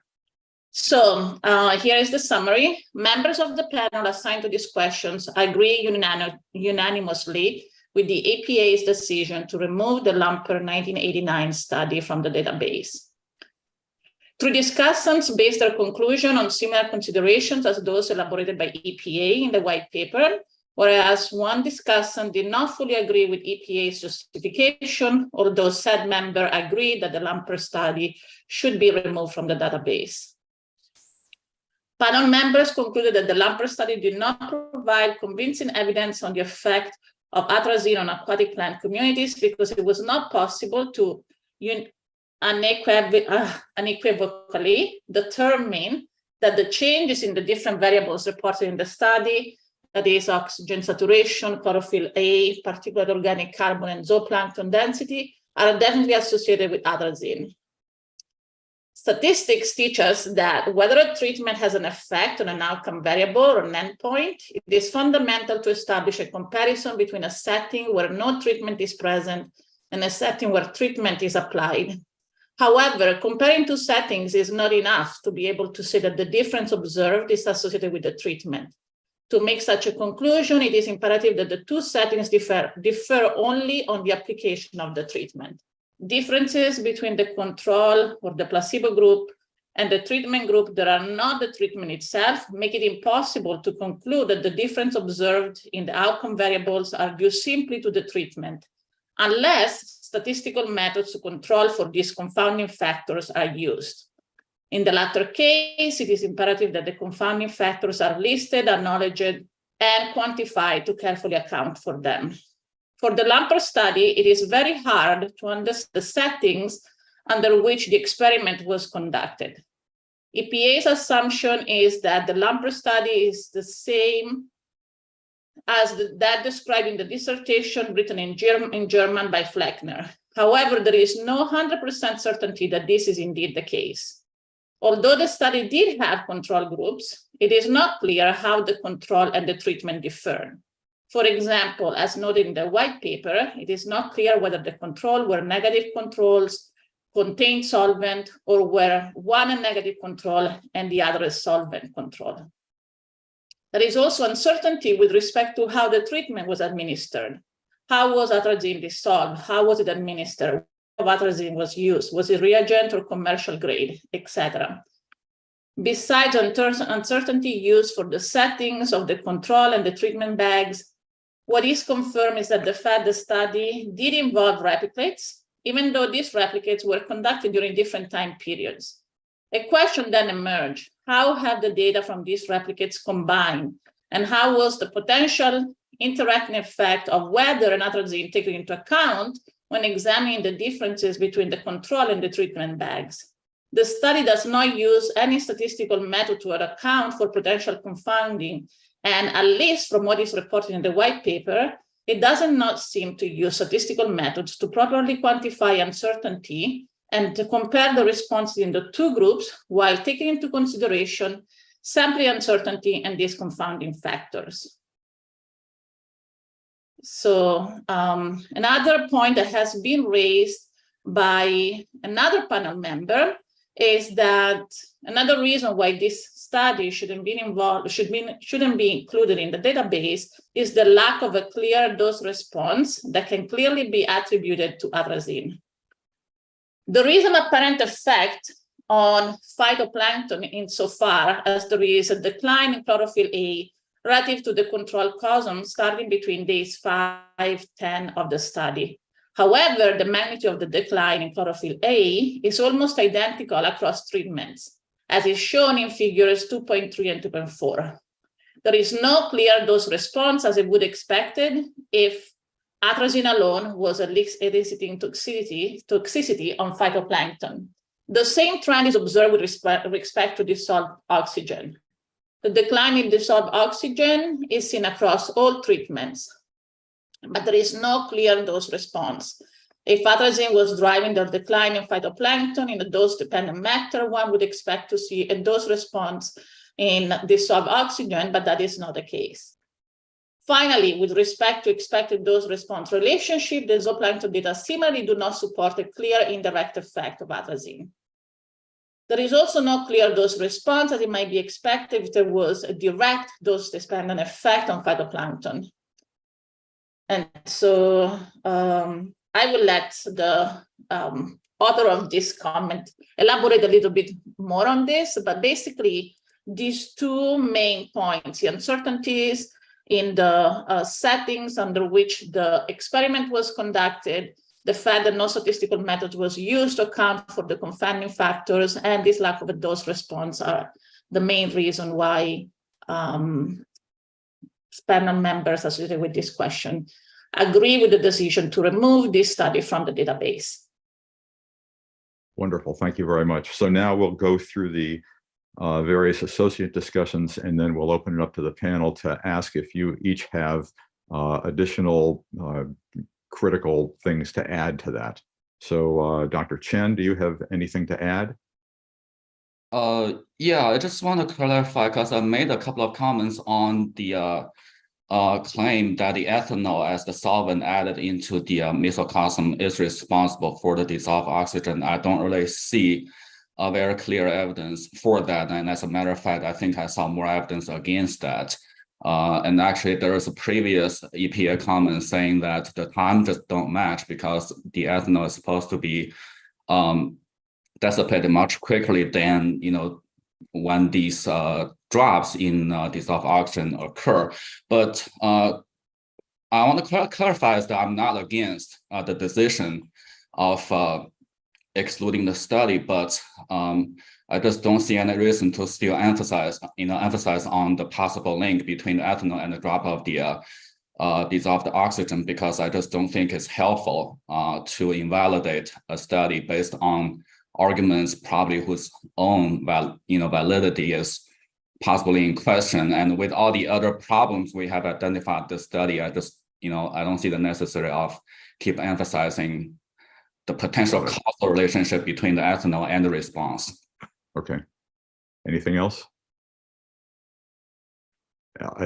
Any other comments from you? No, I'm done. Okay, great. Thanks very much. Dr. Harry? Yeah, trying to get all the things unchecked. I think between the comments that were made and then with the comments that Dr. Chen just said, I really don't have a lot to take up air time of expanding upon that. I do think the ethanol question may not be quite as significant as it was posed, which is what Dr. Chen was providing some really nice information for in his calculations. Okay, great. Thanks very much. And Dr. Sibley, have anything you want to add? Yeah, just a couple of points, and maybe I could get clarification on it, and I probably should have asked this question yesterday, but in the presentation by the EPA, they mentioned something about the relationship between the degree to which the liminal corals or the mesocosms were open in exchange with the atmosphere. Can I get some clarification on just what that relationship was? I thought I heard something about them being capped, but I could have misheard that. So yes, I tried to make that, this is Michael Lowett, as a clarifying point yesterday, because some of the previous criticisms, although that seemed minor, were that the systems were enclosed. And I think that although they never elaborated on what they meant by that they were assuming that that meant it was a closed system. And if you look at the wording within the publication by Lampert, they use the term enclosure and don't say what they mean by that. So one could interpret that as meaning a closed system. And I think the criticism was trying to get at was that there wouldn't be any exchange with the surrounding environment. However, if you go to the Fleckner dissertation, it actually describes and shows pictures of the cosms, and they are open at the top, although they do have a platform raised about 10 centimeters above the top of the open part of the mesocosm. So there was exchange with the air above, but that platform was put there to keep, apparently to keep bird poop, basically, to be honest, was what they said, out of the cosms. So that was just the kind of clarifying point I wanted to make there about that it wasn't the closed system, which was one of the criticisms. Okay, thank you. Yeah, that is helpful because one of the explanations possibly for the decline in dissolved oxygen would have been reduced, restricted, or no exchange with the atmosphere. And that might have also applied to carbon dioxide, which would not have been available for uptake by the phytoplankton and might have also kind of influenced the results there. But it sounds like to me there was sufficient exchange, even if somewhat restricted, that probably wouldn't explain that. So thanks, thank you for that clarification. I don't have any other comments. I think my comments for the study are represented in the comments of Dr. Varikal, so I'll leave it at that. Perfect. We're starting off really well. You guys got the process exactly right. Thank you very much. Any comments from the rest of the panel on the Lampert study and the EPA's decision to exclude it? I'll just make a general comment. When I was reading that chapter, I was just struck by the constant, almost repetition of uncertainty. And when you get that much uncertainty, especially coming from EFET scientists, it just makes me question, that the study really cannot be used for anything. Okay, that was Dr. Felsad. I forgot to specify that when we're in this part of the meeting and people are just speaking up, it's useful for the tape and the video to just self-identify before you make your comments. So that was Dr. Felsad. Okay, thank you. Anybody else? Okay, awesome. So we're roaring along. Thank you all. Let me see. I'm thinking that rather than go too far afternoon, my thought Eastern, my thought is let's break for lunch now and come back in an hour.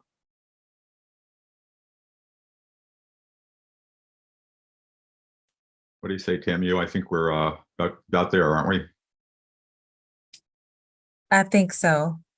All right. Would you let's pull the trigger on this. Okay, I got you as in the #1 slot. You are definitely here, present. Dr. Varikal. There you are. Yes, present. Okay, thank you. Dr. Jean Harry. Present. Thank you. Dr. Murphy. She's off and we'll be Yes, back in that's 15 right. minutes. Yep. Dr. Sabo Atwood.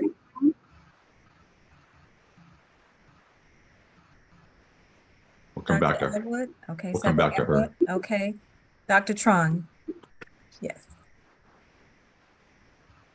Yes. Okay. Yes. Dr. Chen. Yes. Thank you. Dr. Felsad. I'm here. Thank you. Dr. Farrell. Thank you. Dr. Getzinger. Here. Thank you. Dr. Hager. Here. Thank you. Dr. Mattson. Here. Thank you. Dr. Marlborough. Yes, I see you. Yes, thank you. Dr. Schmidt. Here. Thank you. And Dr. Sibley. I am here. Thank you. We're all set, Dr. And, Chapin. You want to just check in on Dr. Sabo Atwood again one time and make sure Yes, she's thank you. I'm here. good. Yes. Okay, sweet. Thank you. All right, excellent. Thank you guys for a great morning. Thank you to Yes. the team for question number 1 for doing such an excellent job in responding to that question. And so I hope that, let me see, if we can repeat that 6 more times, we're going to be rocking this thing. So that'll be good. So Dr. Murphy is away at a prior engagement. So I see that she's a co-lead on 3. So why don't we start the discussion on question 3, and we'll go down the list that I've got here, and she's the last one. So maybe by the time we reach her, she'll be back. So Dr. Chen is the lead discussant on question 3. So what let's do is I'll get our EPA colleagues to read us question 3, please.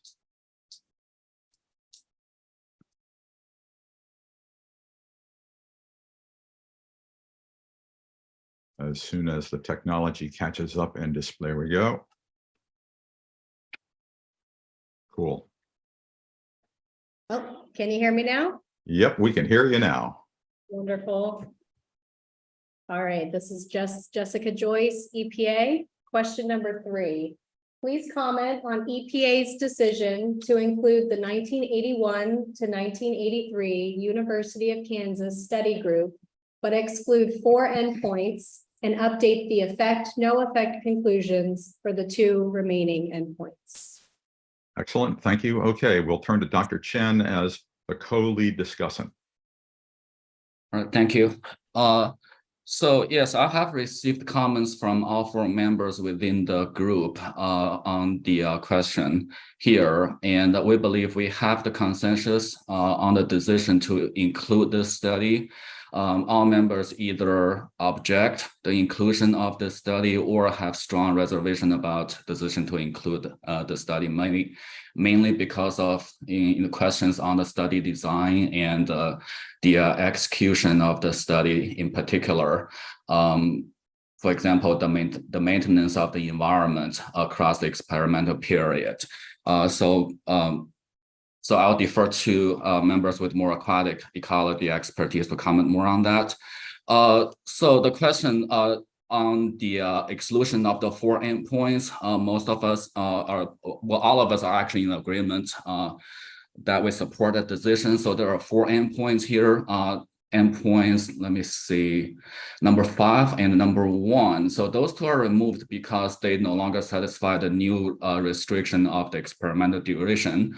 And both of them violate that duration is because there are residues of the atrazine from previous experiment, which kind of like extended the exposure period. So question number 5, let me see, because I'm trying to match the numbers with the concentrations here, which is sometimes getting a little bit confused, okay? I'm certain you are not the only person. Yeah, sure.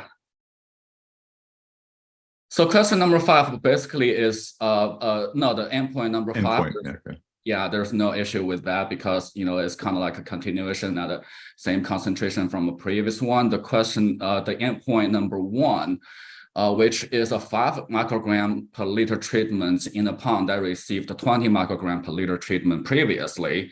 I personally have some issue with that because I can see some people argue that the concentration going from, you know, one level to another level that is 25 times higher, and then especially the 20 microgram per liter concentration was scored as no effect later on. So I can see somebody arguing that, but I would say if we really look at a scenario, if there are residual of the atrazine from the 20 microgram per liter experiment, and then you add a new treatment at 500, the total concentration will be over that 500 upper band limit for, you know, which is another new rule by the EPA in terms of the data criteria. So there's no problem with the, so I would say that's a safer argument, and there's no problem with the removal of those 2 endpoints. Endpoint number 41 removed because it's combined with endpoint number 4, so it's really a merge, not a cut. And the removal of endpoint number 42 is because there's no replicates, and it has been argued by 2 of the members that replication is important, but it's also the new standard for EPA data requirement to be included in the Cosmo database. So the removal of all these endpoints is mostly because they no longer satisfy the data, you know, criteria for EPA database, which is not, we didn't make the rules. We would not comment on that rules. We'll agree with that. Okay, so done. So as for the effect, no effect conclusion, we mostly agree with the determination by the EPA, except maybe some notes of cautious from, you know, some of the members, and again, I'll defer that to the members of the group with more expertise in aquatic ecology. So that is the summary from me here. Okay, excellent, thank you.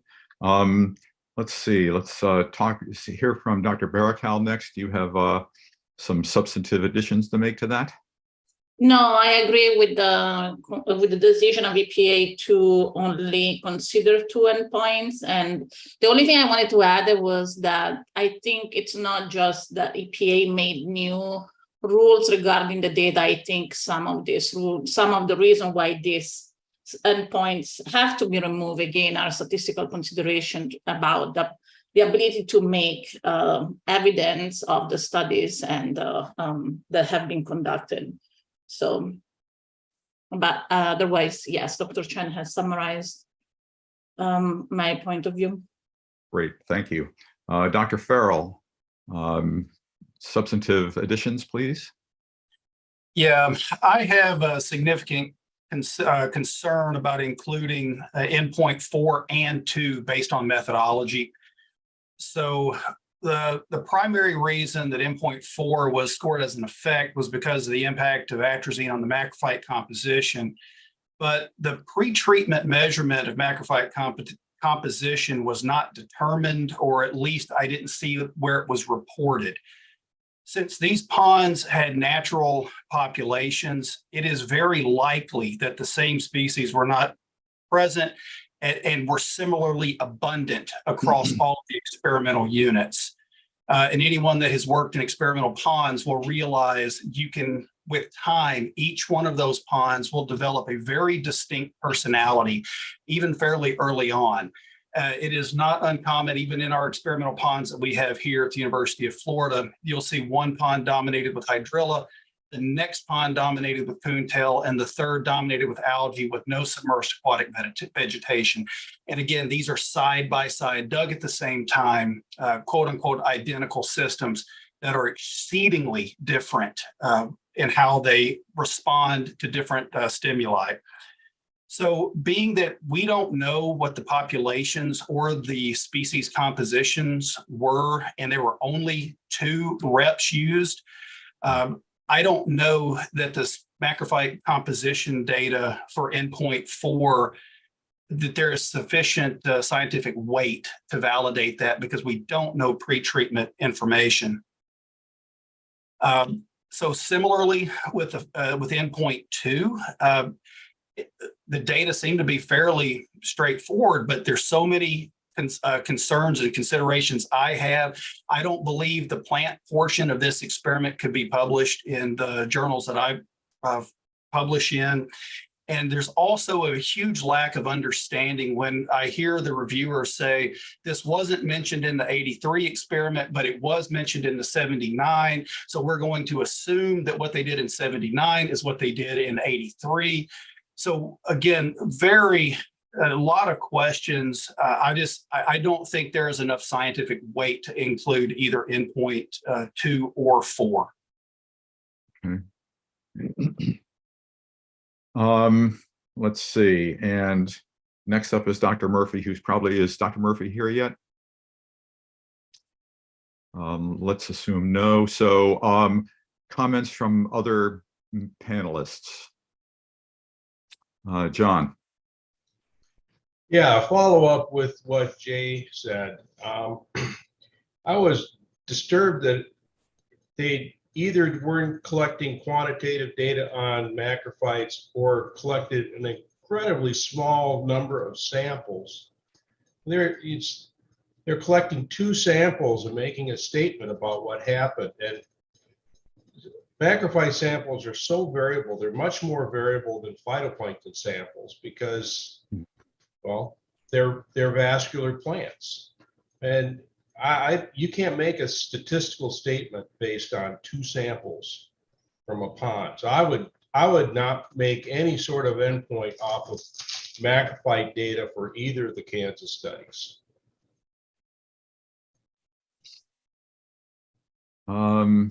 Okay, excellent. Thank you.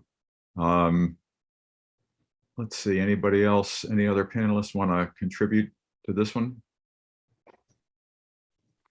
Okay, go ahead. Alan. Yeah. This is Alan Felsot. Yeah, I'm sorry, Alan Felsot, Washington State University. I always like to read the original studies if I can get a hold of them. The Huggins studies, I actually couldn't look at the original studies, but since they're running at 800, well, this in your table, it says table 4.4, it says 350 days, but the studies, I think, really ran several years. Are they using the original controls as described in Denoyel's 1982 paper? Can somebody from EPA clarify that? Because the reason why I'm asking this is those controls, there's two controls from that paper, they're completely different. As a matter of fact, one of the controls looks like somebody added atrazine to it. And when you have two controls like that are so different, it's hard to actually make a judgment about what's actually going on. So I need to know more about the controls. Yeah, so I can answer that. The controls stayed the same throughout the whole entire experiment. So from 1981 to 1983, as well as the reagent grade 20 micrograms per liter and the reagent grade 100 micrograms per liter stayed the same. But again, we only looked at year one data. Well, my comment actually goes to charge question 2 that I actually wrote something for. When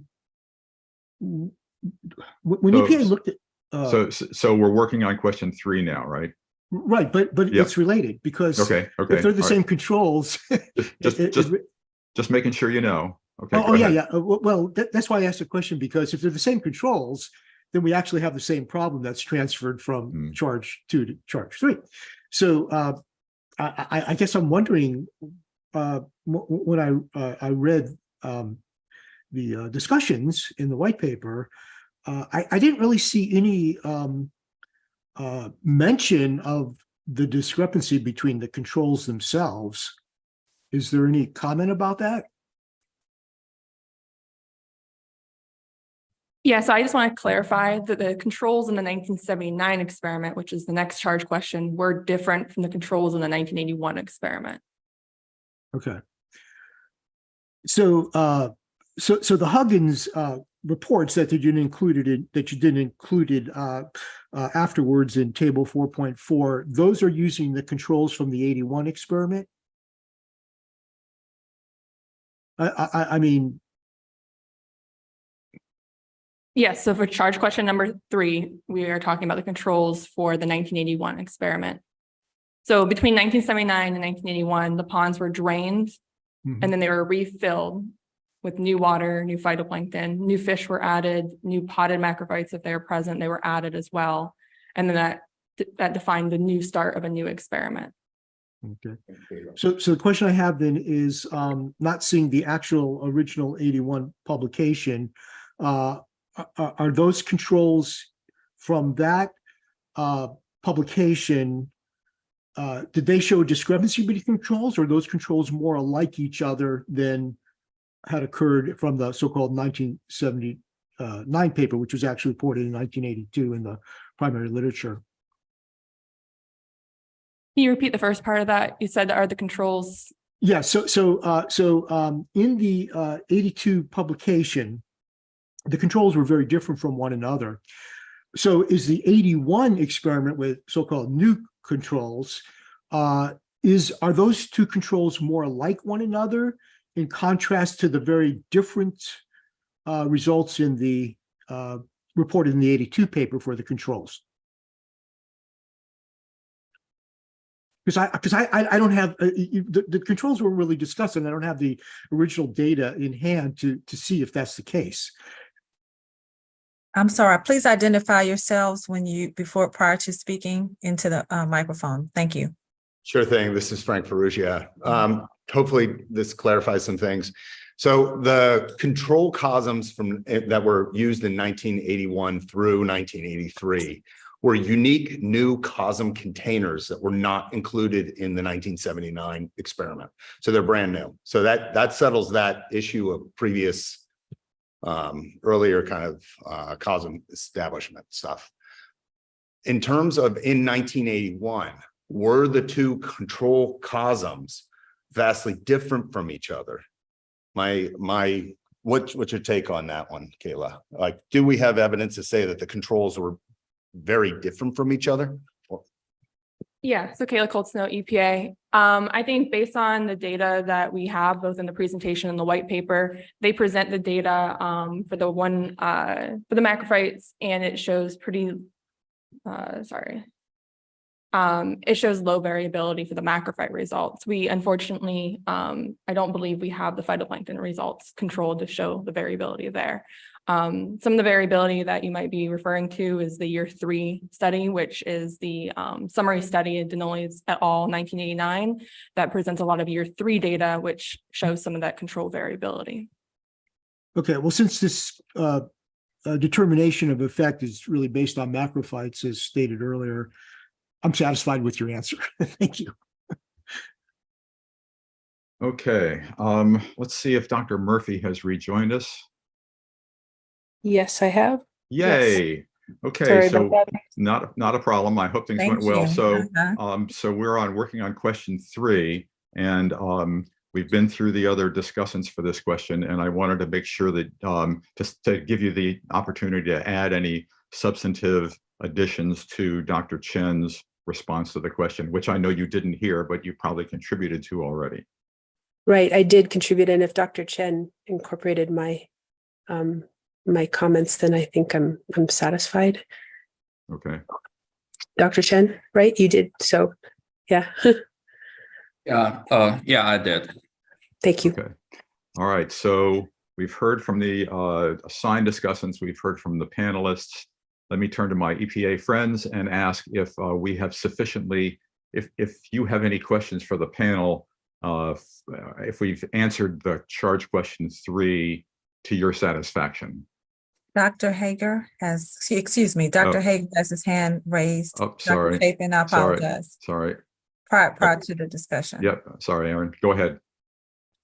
Yeah, I was looking at the on page 82 of the white paper and EPA's 2023 conclusions. The sentence says, while the studies have deficiencies, EPA has decided that these studies are sufficient to contribute to our knowledge about the effects of atrazine to aquatic plant communities under the conditions of the experiment.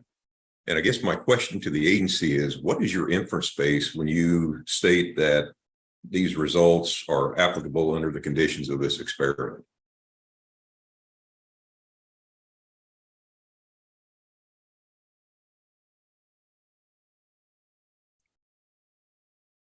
We have vapor lock in the EPA room.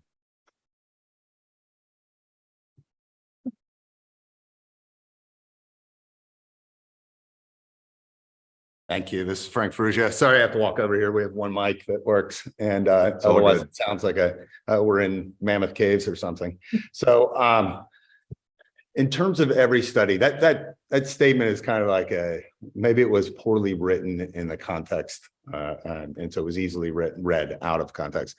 We're essentially looking within the framing of each of the COSM studies, what they're ultimately trying to glean out from their design.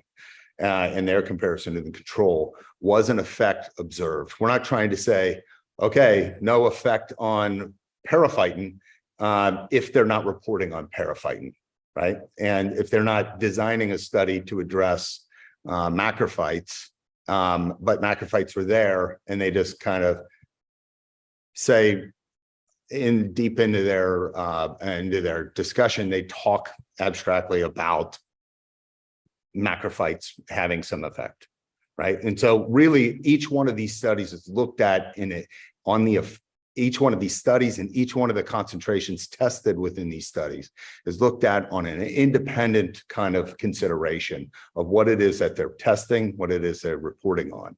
And then that is used in what's not the context of this SAP, the greater database of putting together all the pieces of all of these independent studies to try and better understand what could be happening in the environment.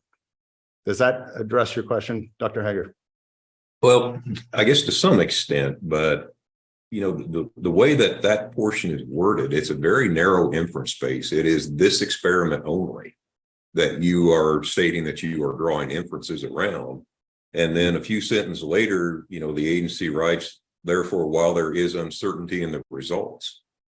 I guess I would echo Dr. Farrell's concerns, about the limited number of replications and, what some of the conclusions are based on a lot of these uncertainties, not only, specifically, as mentioned here in your 2023 conclusion. Yeah, I think that, tied back to this is Frank Ferrugia again. So tied back to the use of each individual endpoint in the collective database. Essentially, we're at a point where we have so much, and we wrote this in the white paper in the introduction, talking about this body of evidence that we have in the COSM data set. And that body of evidence is where we build on our understanding, given all of the uncertainties associated with each of these studies and their findings. We use that collective whole of findings to inform whether or not something like this could be happening in the environment.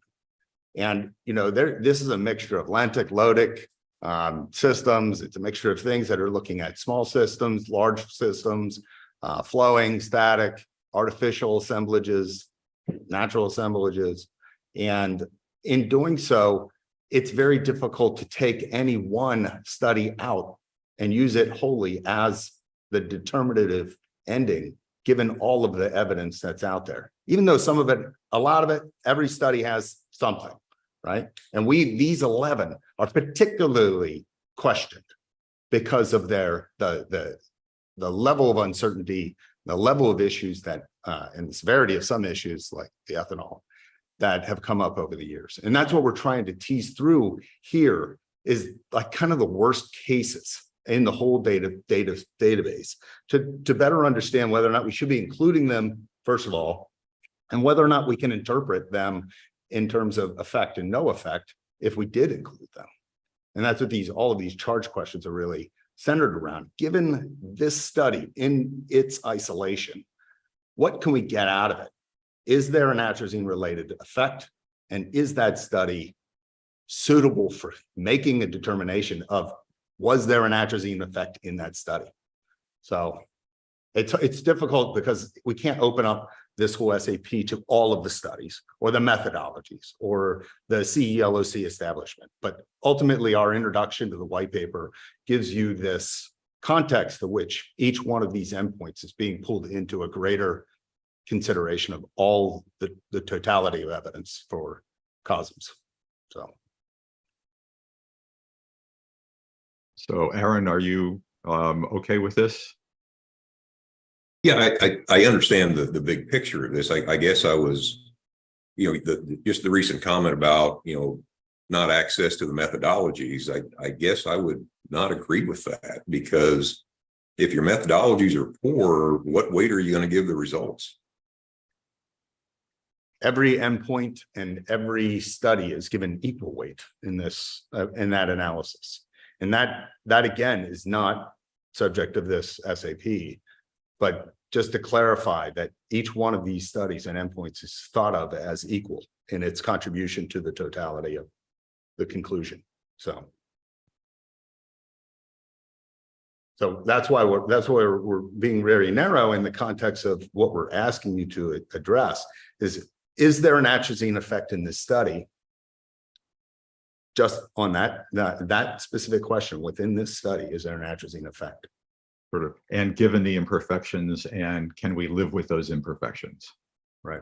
Yeah. Dr. Barakal has her hand up. Yes.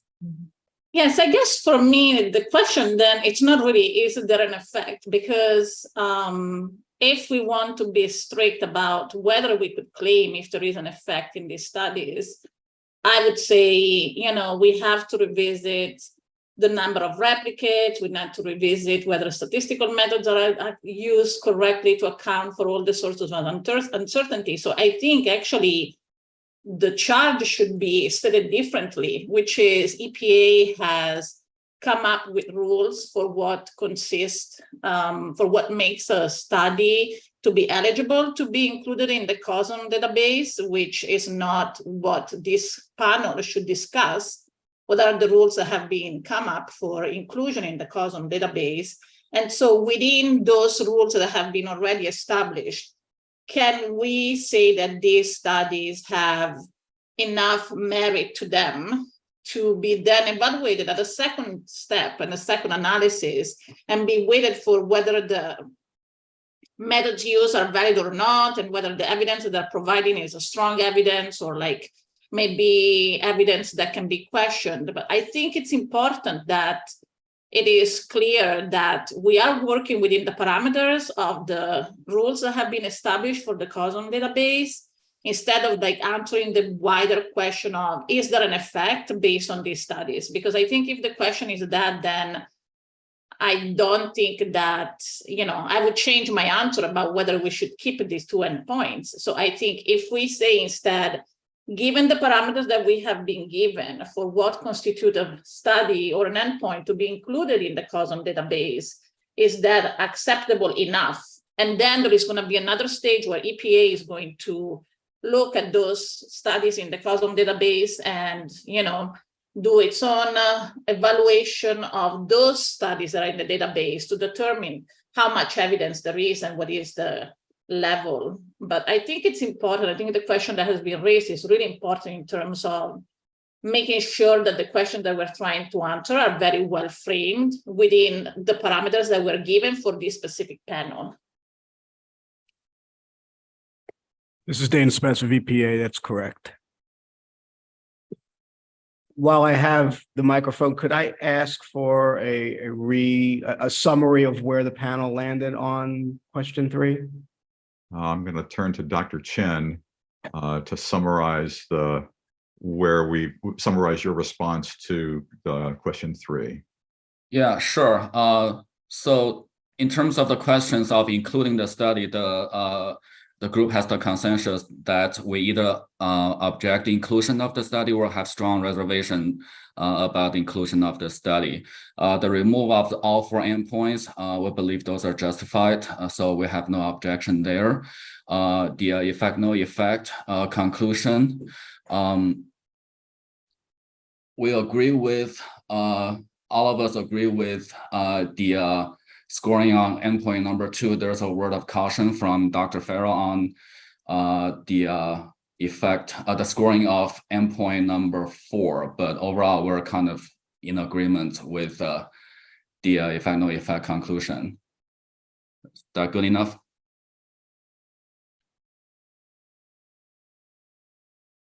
Thank you. I think Dr. Berka has something to say there. Right. Yeah, I don't know that we can say there is consensus on whether to accept it or not to accept it. I mean, either everybody is agreeing to keep 2 endpoints, or we are not all agreeing in that. I mean, consensus is a specific word, right? So we have to be careful about using it. Sure. Okay. Apologize. So, okay, I'm just going to change that to say the group either object the inclusion of the study or have strong reservation about the inclusion of the study. So there's no, none of us really completely agree with the inclusion of the study. That's not good enough? This is Dr. Berka. Sorry to be annoying, but I think the question was more about whether we were okay with including 2 endpoints from the study, right? And so I guess what we need to be reporting in our answer is how many people in the panel are okay with including the 2 endpoints from the Kansas 1981 with 83 studies, and how many people instead object to including those 2 endpoints or not including anything. And I'm not sure that your summary is really capturing that at this right now, at least how you stated. Okay.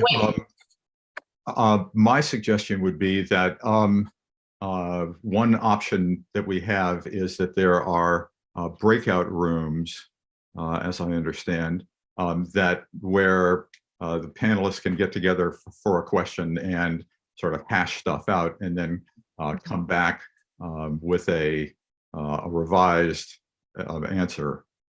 And that might be a useful thing to think about doing this afternoon. And if we get done before 5, that might be a good way forward on this one. Would that be okay for our question number 3 panelists? Okay. We can create that room in just a few minutes and send me an email to indicate at what time you all would like to enter into the room in the break at the earliest. Okay. Send me an email, please. Thank you. All right. So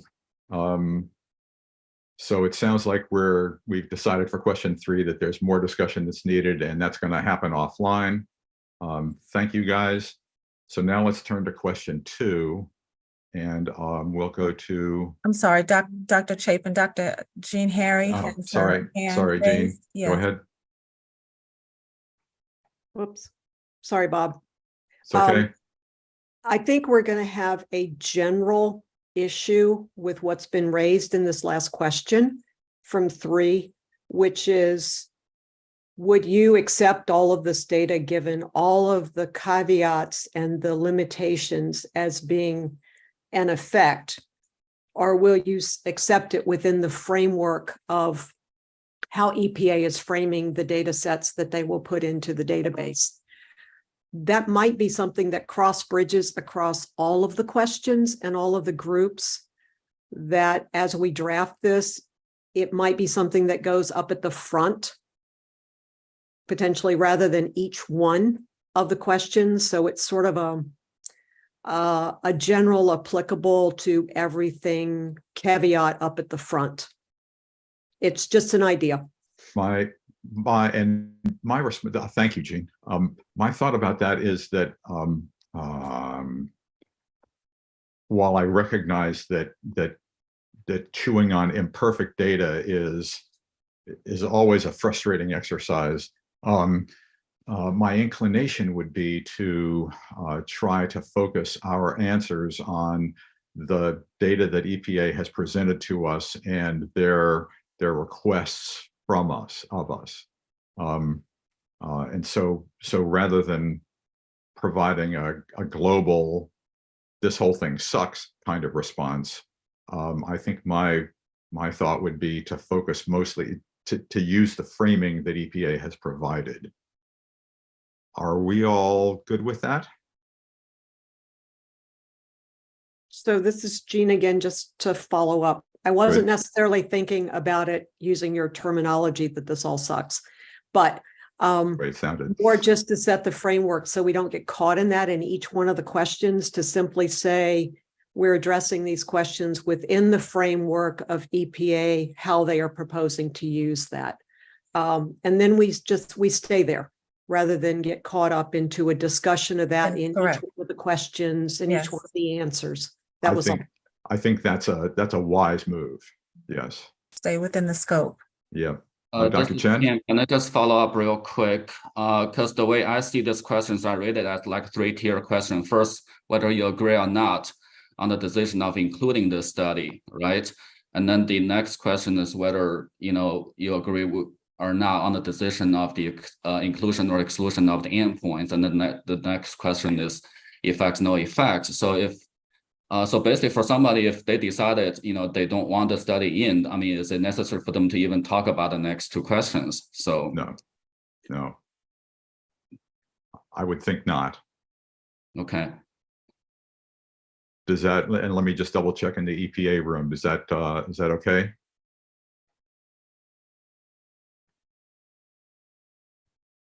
This is David Spatz. Yes, if the answer to the first questions exclude the study completely, then the follow-up questions are moot. Cool. Okay. All right. We've the plow hit a couple of rocks there, but we're going to keep going. So it sounds like we've got closure on temporary closure, at least on question 3. So now let's move back to question 2.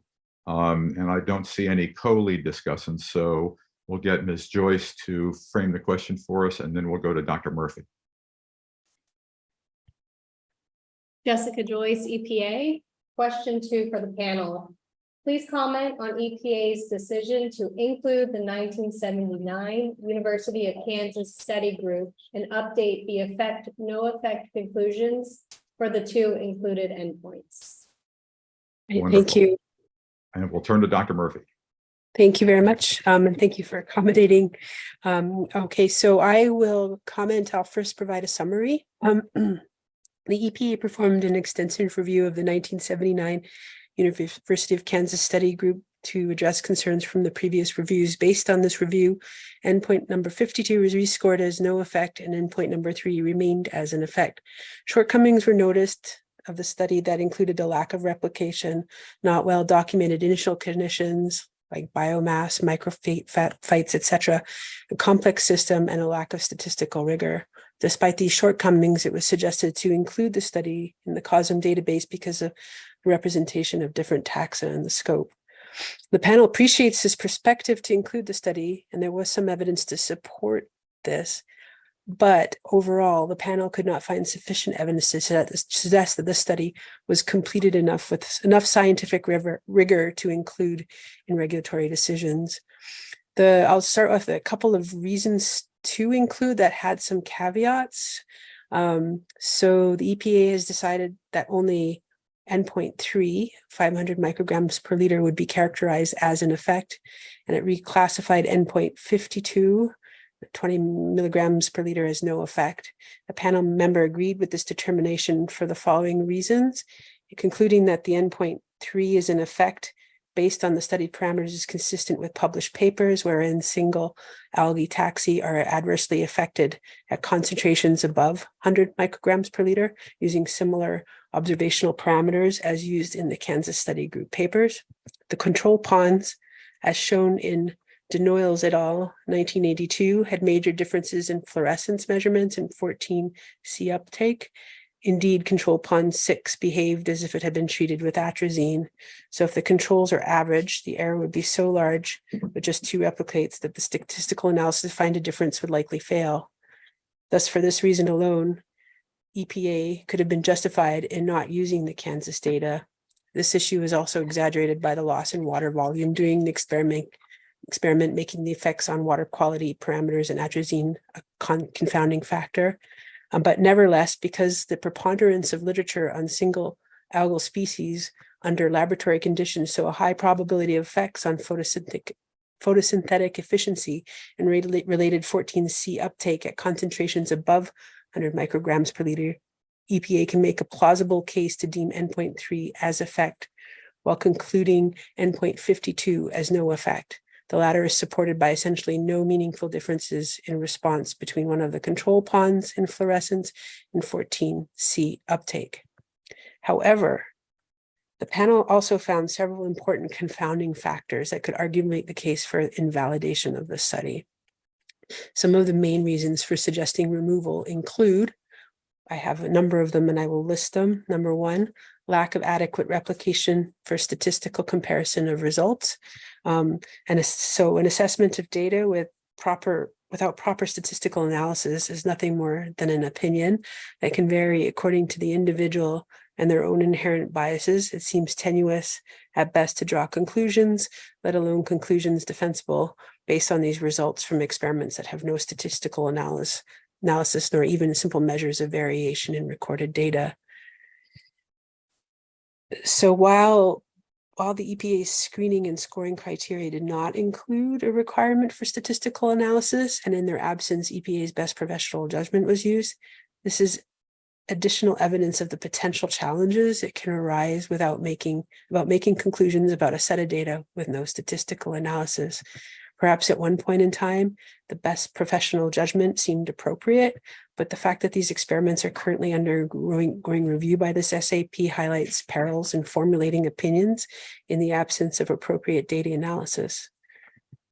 And then additionally, the publications associated with the 1979 experiment provided very little indication of statistical significance. Although that's not a requirement, but what type of inference space is appropriate for experiments that have no statistical analysis or no simple measure of variation in recorded data? Atrazine at 500 micrograms per liter appears to have affected the distribution of tetrahedron and pyridinium, table 6, but what appropriate conclusions can be reached for the other 4 species listed in table 7 and 8 was the increase in cells per milliliter of Malamonas, a real effect of 500 micrograms per liter atrazine. A lack of data analysis confounds formulation of appropriate defendable conclusions. It also seems that in figure 3.2, you have a response with an initial increase in 14C in biomass over 60 days of exposure. There's an initial decrease, then an increase. Are there any mechanisms to explain the pattern? Is it reproducible? Or will initial conditions on community composition affect the outcome? There were inconsistencies in monitoring key biological endpoints. The reuse of ponds without adequate atrazine quenching periods was questionable. There was overly complex experimental systems that are inhibiting the ability to determine if nominal levels of atrazine cause reported outcomes or if confounding factors were drivers of the results. The atrazine was commercial grade, so that means 40.8 active ingredient, liquid atrazine, and there were 2 registration numbers that were mentioned, the former likely in error and the latter likely corrected. Are there concerns that commercial grade atrazine could elicit any adverse effects on organisms not directly attributable to the active ingredient, but rather to a component of the formulation? It seems to the panel member that the active ingredient, apart from other components of the formulation, would be the species more likely to move into an aquatic environment at some point after the application of commercial formulation. There's also another comment about the formulated atrazine. Its ingredients would have influenced the observed results at the 500 micrograms per liter concentrations. There's different physiochemical properties of the individual constituents in the formulation. Environmental chemodynamic theory would not support that formulate compounds, especially surfactants, will move as atrazine does through the soil into tile drainage, into aquatic habitats such as flowing streams. Indeed, many surfactants in formulations of polymeric homologs with much higher molecular weights in atrazine and thus cannot be presumed to have similar chemodynamic behavior. For this reason, EPA could have justified in not using any of this data. Another reason, biotic community imbalance among ponds seemed to be a confounding factor. Other confounding factors are the use of species that impact food chain dynamics, particularly at the planktonic level. There's little to no quantification of vegetation assessments or mass of fish, no information on age structure, reproductive status, especially for the macrophytes, and no water level maintenance that impacts nominal aqueous concentrations of atrazine during the study. There's no other information about the addition of other species aside from the potted Naeas plants mentioned below, but several species of macrophytes, macroinvertebrates, and amphibians were present and were likely from natural colonization due to the lack of the covering of the water source. Could anyone replicate this experiment without a measure of density for each of these experiments? One of the macrophytes used, the Naeas species, again, can be particularly difficult to consistently grow in culture in mesochasms. The variance of growth will also confound the study results. The concern for splitting endpoints is raised here and in a few chapters in the white paper, including this group, this question. The EPA has stated that their goal is to have one endpoint per concentration in an experiment to represent the whole aquatic plant community. However, it may be necessary to clarify the meaning of one single endpoint, which is also important for the effect, no effect conclusion. Within each concentration, multiple responses are typically recorded as effect, no effect determination and appear to be based on the summary of independent statistical analysis of individuals. In the context of the mesocosm experiments, if characterization of community effects is desired, it would be more appropriate to analyze the responses from the same experiment as covariates or co-founders to determine community level effects. However, this would require detailed knowledge on the relationship between all members of the community and statistical models that are capable of conducting such analysis. It could lead to changes in how individual results may be interpreted. For example, a stimulatory response is not considered by EPA as an adverse effect. However, if the stimulatory response is a result of a shift in community structure due to the atrazine treatment, then it should be classified as an effect. One panelist had no objection to the no effect score on endpoint 52 and the effect score on endpoint 3, but the panel has reservations on EPA's decision to include the study, considering the very limited value it may have in supporting ecological risk assessment on atrazine. Okay, so then I have a few concluding remarks about this that I put together from the panelists. So the EPA 2023 reevaluation came to the decision to include the study group in the COSM database after determining that the response observed in the treated ponds were not likely affected by the presence of fish in the COSMs, therefore can be attributed to the treatment with atrazine. Although acknowledged as the most ambitious ever conducted COSM tests, the study design and execution appear to be disorganized, and most of the results no longer satisfy the current data quality requirement. Despite limitation, EPA believe the complexity and scope of the study is beneficial. However, also due to the limitations of these studies, their utility and regulatory decision-making should probably be restricted as well. While the studies have deficiencies, they have decided that they're sufficient to contribute, but the panel members disagree with EPA's assertion that these studies contribute to understanding potential effects of atrazine on natural aquatic plant communities. Any conclusions or inferences from these studies must recognize the numerous design flaws of these experiments and should not be extrapolated beyond the study itself. The panel believes the experiments used to derive endpoints 52 and 3 have many flaws that would not allow another investigator to replicate these studies. Experiments reported in peer-reviewed literature should contain sufficient information that even someone unfamiliar with the subject matter could reasonably be expected to repeat the experiments. This level of transparency is lacking in the 1979 Kansas University experiments. Furthermore, there appears to be more opinions and assumptions derived from the data than appropriate tests of hypothesis. There is doubt that these experiments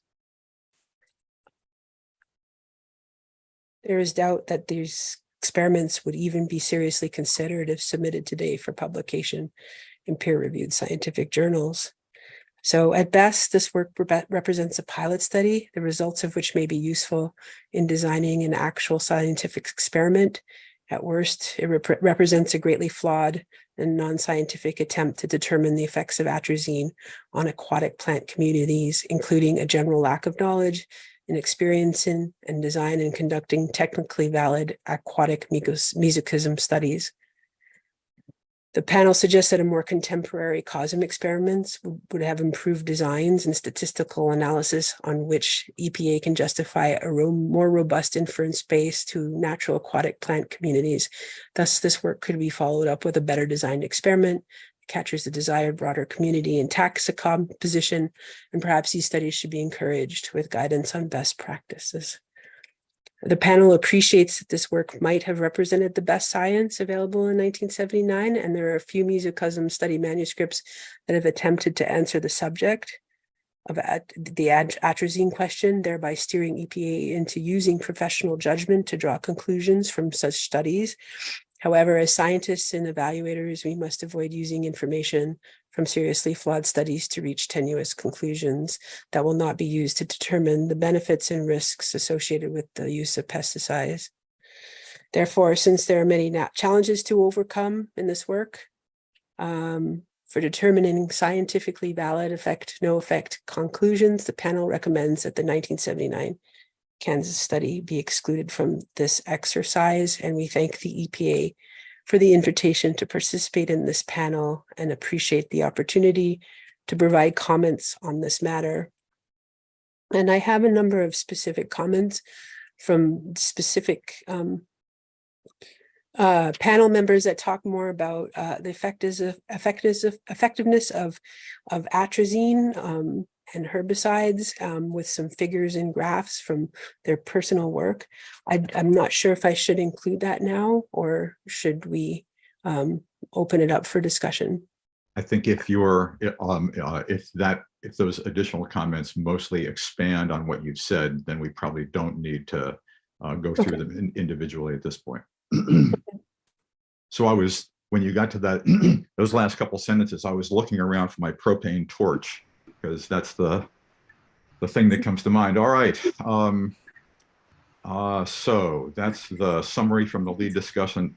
We'll go through the associate discussions. The first one up is Dr. Chen. Do you have any substantive additions you'd like to make to Dr. Murphy's summary? No, I believe Dr. Murphy included all my comments. Great, thank you. Dr. Felsot, any additional comments? Yeah, I just want to reiterate that the controls from this, I guess, called the first study from Kansas, they're so different from each other that really obscures interpretation of the phytoplankton results. Okay. Dr. Getzinger, any additional comments? Yeah, I do have a few. First of all, I'd like to thank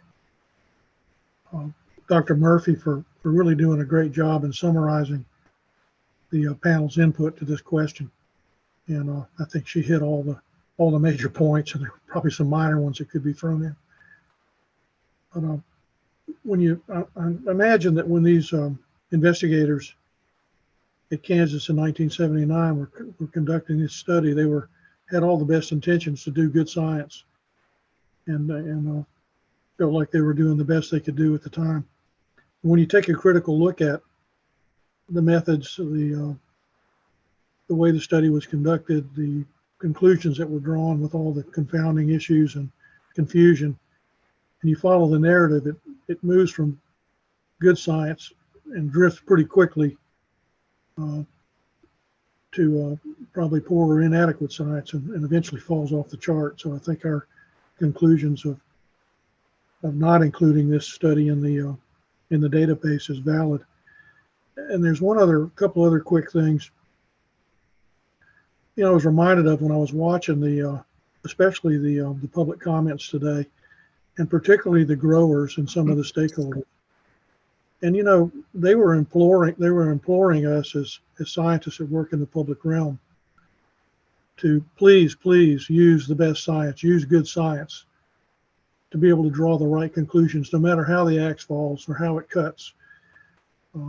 It's imperative for those of us that work in the public sector to do that, so that we can make the best decision. And Dr. Lee, in the opening comments yesterday, kind of brought up a sort of a unofficial motto of EPA, which I think is a good one, that good science equals good decisions.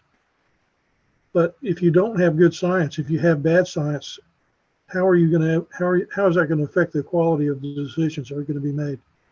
And we recognize that politics can play a role in it, but in terms of the technical decisions and technical recommendations. So it's imperative, again, that we as scientists in the public sector make sure that the best science, today's best science and good science, is going to be used to make these determinations. And with that, Mr. Chairman, I'll yield the balance of my time. Thank you. Excellent. Thank you very much. And Dr. Hager, any substantive additions to make to the discussion on this question?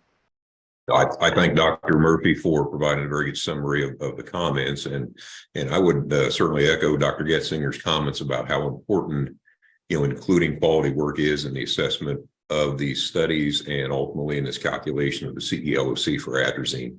That will have a major impact and a major effect on a lot of acres, as we heard this morning. So thank you. Thank you, Dr. Hager. Let me open it up to the rest of the panel. Does anyone have additional substantive comments on question number 2?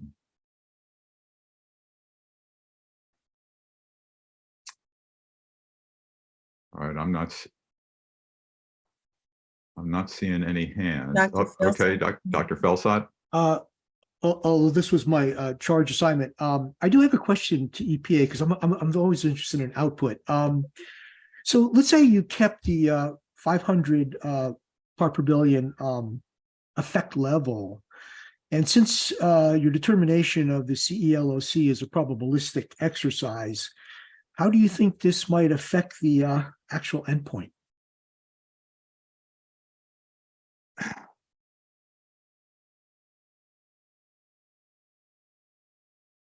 We don't know how any of this will affect the CELOC, and specifically, it's not part of this SAP to the question. Right. That question is not part of this charge. Right. Okay, Yeah. fair enough. And I'm just curious. that was Those- Dana Spatz, EPA. My recommendation is that those are perfect questions, Alan, for offline discussions with our agency friends. Okay.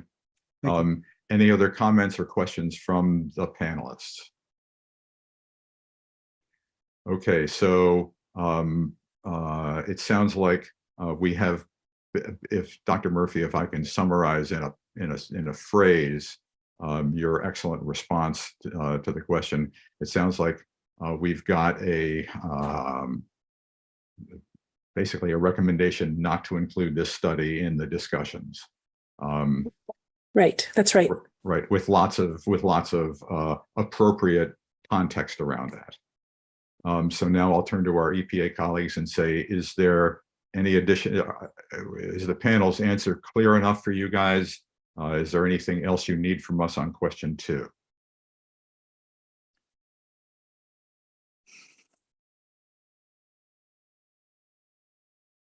We're clear. Thank you. Thank you very much. Thank you. All right.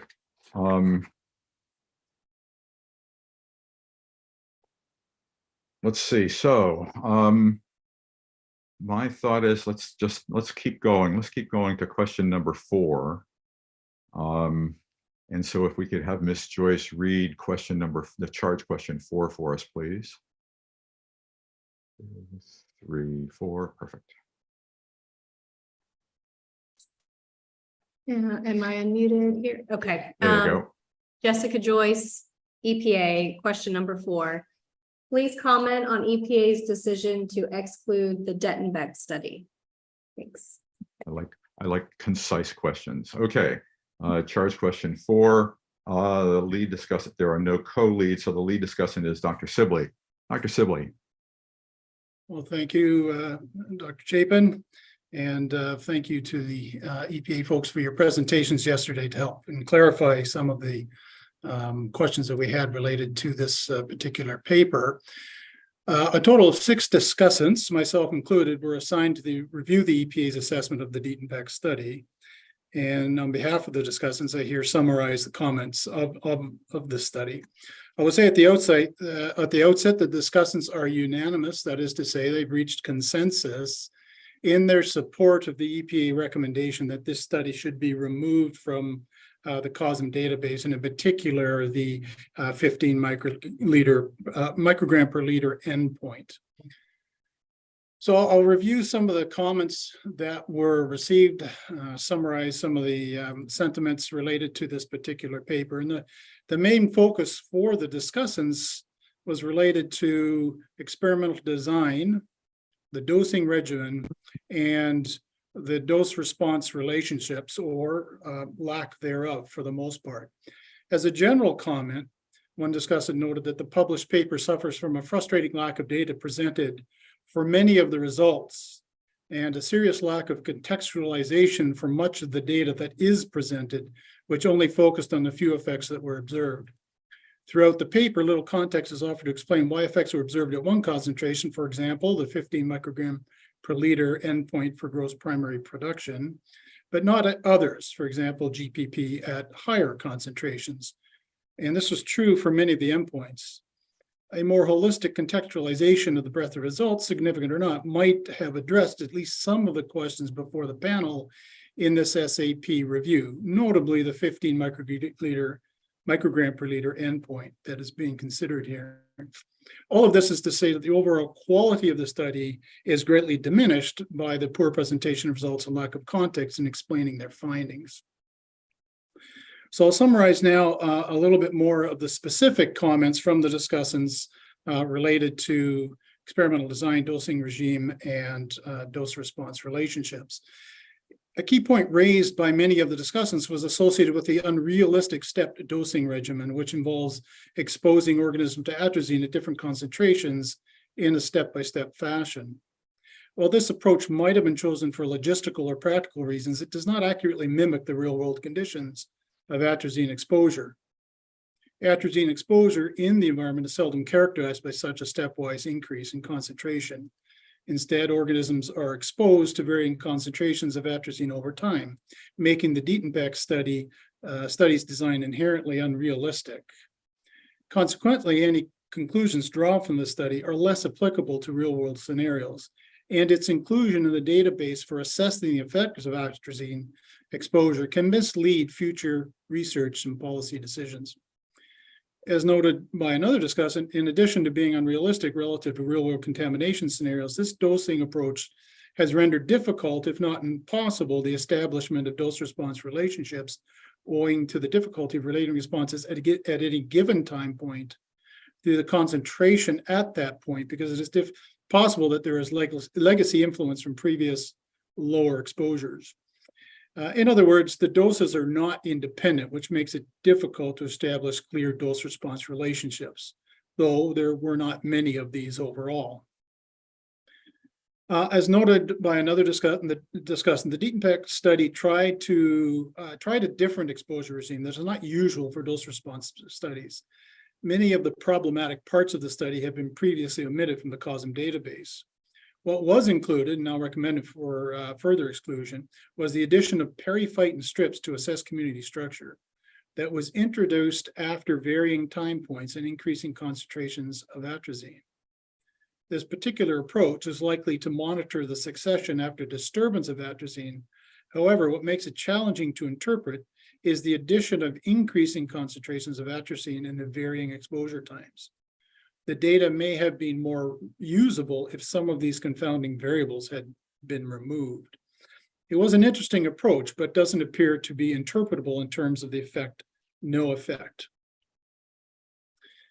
The durations of the exposure at each concentration were not only different, but they seem to follow a rather different pattern. Consequently, the responses from different treatment concentrations are not comparable and cannot be used to deduce the dose-response relationships.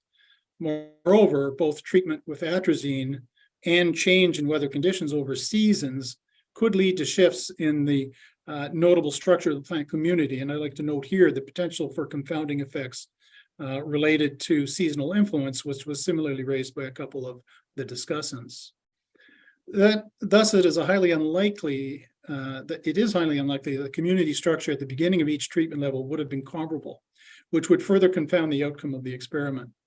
The explanation for the study was given as to allow a series of in situ bioassays to be conducted at a series of increasing concentrations until lowest effect concentrations could be found for a particular N, but also was not designed to mimic a typical time series for atrazine exposure in a natural aquatic ecosystem in an agricultural setting.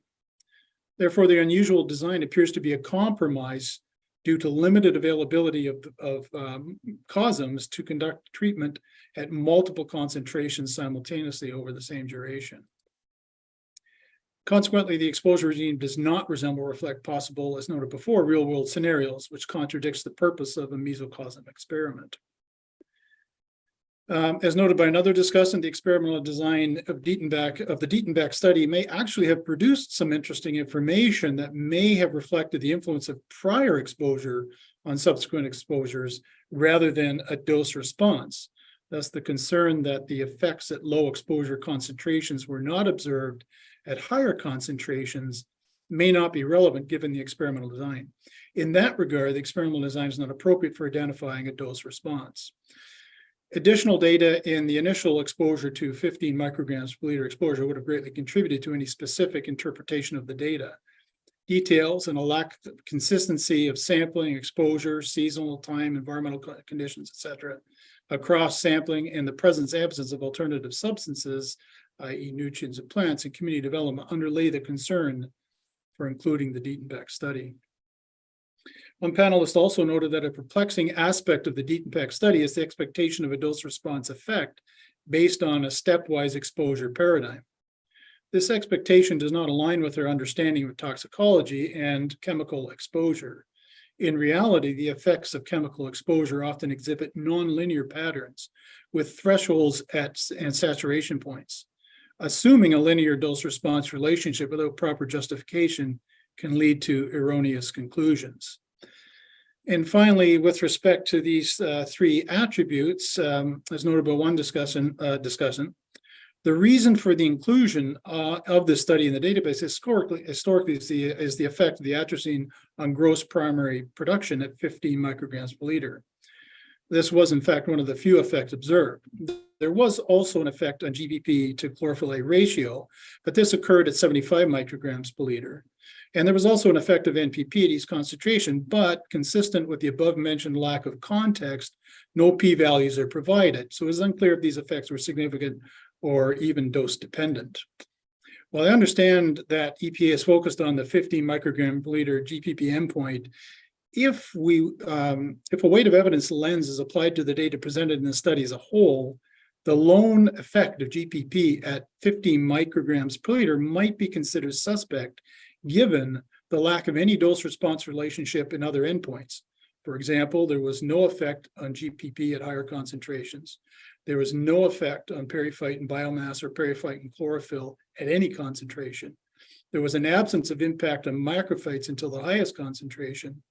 And respiration, where some effects were observed, varied in a non-dose dependent manner and did not occur or was not depressed at 15 micrograms per liter. It could be argued, therefore, that the weight of evidence indicates that the apparent effect at 15 micrograms per liter may be spurious, and the overall conclusion that atrazine did not impact or minimally impacted the periphyton community in these microcosms at low concentrations. Just a couple of additional comments received, not specifically related to the dosing regimen, experimental design, and dose response critiques. Another critical issue that undermines the utility of the deep impact study is the absence of a baseline condition. The baseline provides a reference point against which the effects of exposure can be measured. Without a baseline, it becomes challenging to interpret the significance of data obtained from the 15 microgram per liter dose. Was the effect a result of atrazine exposure, or was it within the natural variation expected in the absence of exposure? And I'll note here that this again kind of relates to the possibility of this being a spurious effect, as previously noted. This ambiguity severely limits the study's interpretability and relevance.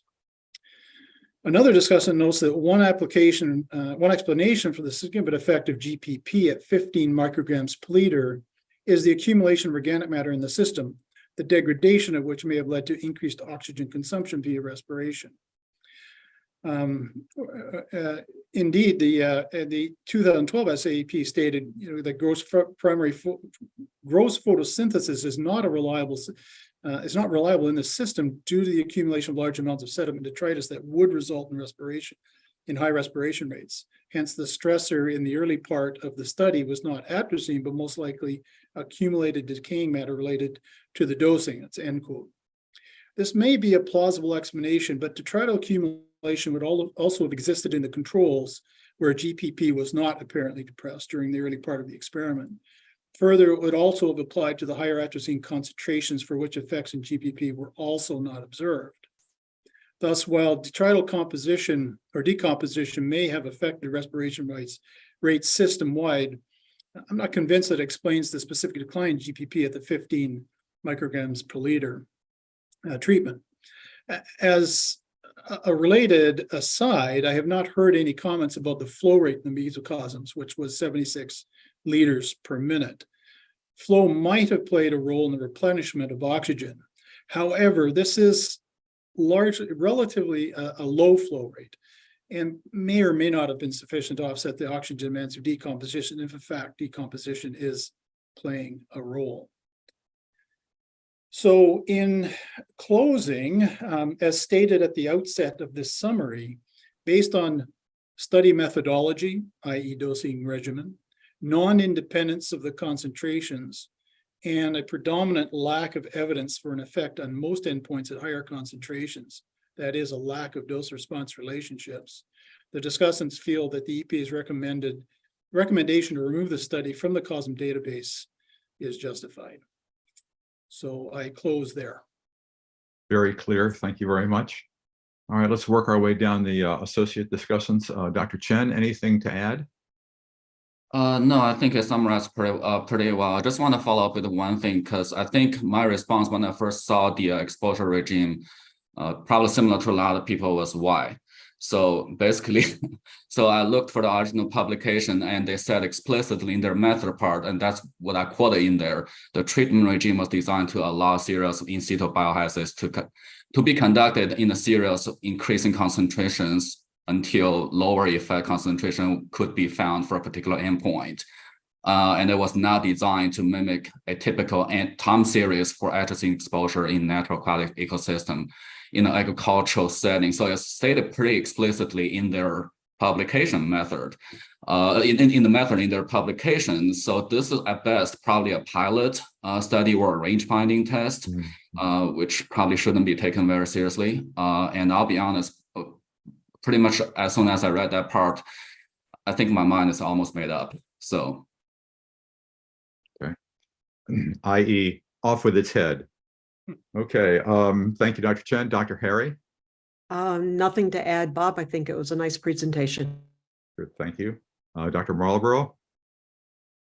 Yes, I couldn't add to that. Thank you. Okay. Dr. Murphy, anything to add? No, thank you. Dr. Sibley did a great job. Thanks. Okay. And Dr. Trong? I concur. It was greatly done by Dr. Sibley, so I have nothing else to add. Perfect. All right. I'll open it up to the rest of the panel. Comments on question 4 and their decision to exclude Dettenbeck. I'm half expecting to see Alan's hand stand and pick up. All right, I'm not seeing anything. All right, nicely done, people. Thank you very much. All right, I'll turn to my our EPA colleagues and ask if there's clarity in that response, and if there's anything that you would like more from us about on question 4. That was very clear. No more comments from us. Thanks. All righty. Thank you all. That was wonderful. Let's see. Well, why don't we move to charge question 5, since we've only been at this for a little more than an hour. Okay. Charge question 5, we will come to Dr. Hager as soon as Ms. Joyce reads the question to us. Jessica Joyce, EPA, question number 5 for the panel. Please comment on EPA's decision to include the Kaczynski study group, add 2 additional endpoints, and update the effect, no effect conclusions for the 4 included endpoints. All righty, thank you. All right, Dr. Hager, you're the lead on this one. Well, thank you, Dr. Chapin. We actually had 5 SAP members make comments on charge question number 5. In general, there was agreement among the panel members as to the addition of the 2 additional endpoints, again, according to the source of the inoculant. And some of the comments related to that agreement. One panelist stated, I agree with EPA's decision to add 2 additional endpoints, 28A and 44A. These studies were conducted using 2 different water sources and in different years. Another panel members comment the EPA reevaluation of the Kaczynski studies and the combination of results from both publications is an appropriate approach. One other comment on that particular one, another panelist said, I agree with EPA's proposal to revise the endpoints from this experiment from 2 endpoints to 4, and the other 2 panel members did not make comments on that particular charge question. Other comments related to this particular experiment in general would fall into the following categories. The first would be the concern about the atrazine concentration and the concentration over time. Some of the specific comments related to that will follow. Number one panel member said the concentrations are not realistic in terms of what is being observed as of the 2020s. The chronic exposure level is 10 part per billion, but the mean for U.S. water bodies is only 2% of that level, 0.17 part per billion, 2 orders of magnitude less. A recent study in South Florida found that all concentrations in surface water were less than 1 part per billion.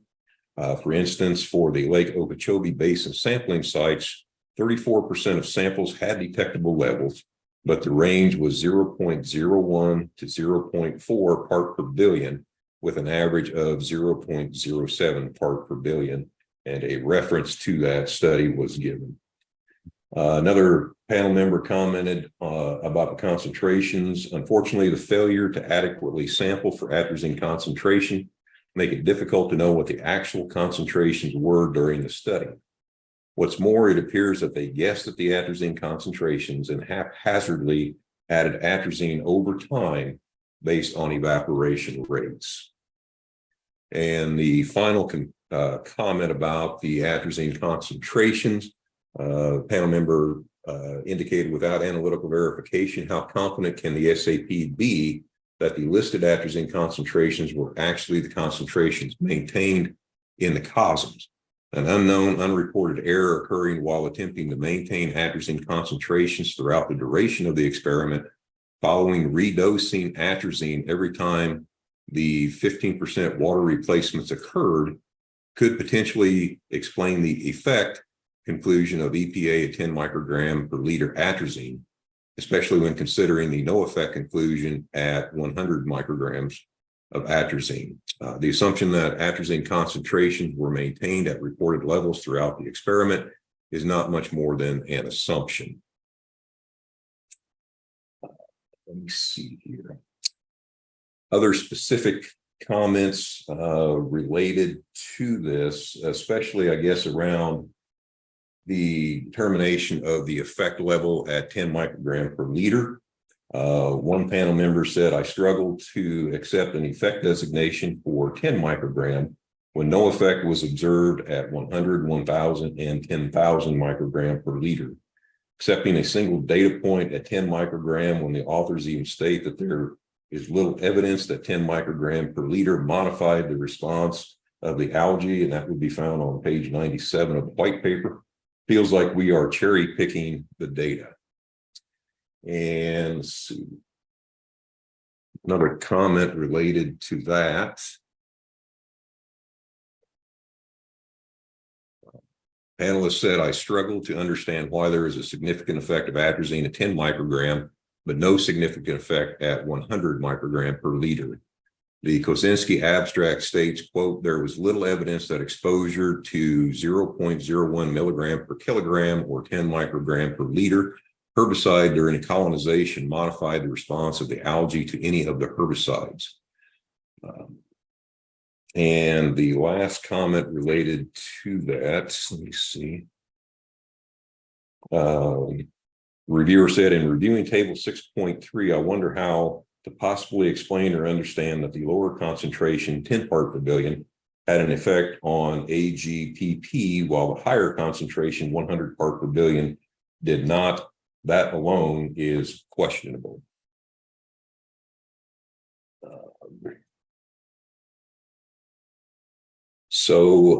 General, let's see. The next comments would be around the community structure. One general comment from a panelist concerning the automatically clustering species as communities when there are no data to consider individual responses and what they might mean. And another panel member said it is hazardous to characterize the change in species between treatments as community response, since algal populations and communities are very dynamic and tend to follow trajectories, often substantially different in adjacent cosms. The only way to detect change would be a repeated measures analysis. The only reliable way to look at ecotoxicity is to perform studies on species from sterile culture. General comment for EPA's consideration for clarification. Panelist member recommended that in table 6.3, it might be better to represent a better representation of the data if the effects of the quote unquote chronic exposure were in separate columns from the effects that occurred with the quote unquote acute exposure. And then finally, the last comments related to the whether or not on the charge question should this study be included. There was not general agreement in this. 3 of the panel members indicated that they would not recommend that these studies be included in the SAP or in the COSM database, and 2 of the panel members were silent on this. And these comments follow. One panel member said, "I believe this project has significant flaws with respect to research precision, and all data points should be discarded." Another comment from another panel member, "The only slightly defensible endpoints are the ones being kept, but a better option to me would be to exclude this study. Certainly their claims of effects are not supported by the actual results." And let's see, and finally, the last comment about keeping or retaining this or excluding this, panel member indicated, "It seems reasonable to me that if EPA believes the majority of other COSM studies do not need to be reassessed, then those studies should represent the weight of evidence to a much greater extent than ones for which much uncertainty and many assumptions, such as Kosinski 1984, exist." So those were the comments that were received by the 5 SAP members on charge question number 5. All right, thank you very much. Let's see. So, all right, all right. So let's go through the associate discussants. Jean. My comments were represented, so nothing to add. Okay, thank you. John. Dr. Madsen. Thank you. There he is. I was overwhelmed with technology there for a moment.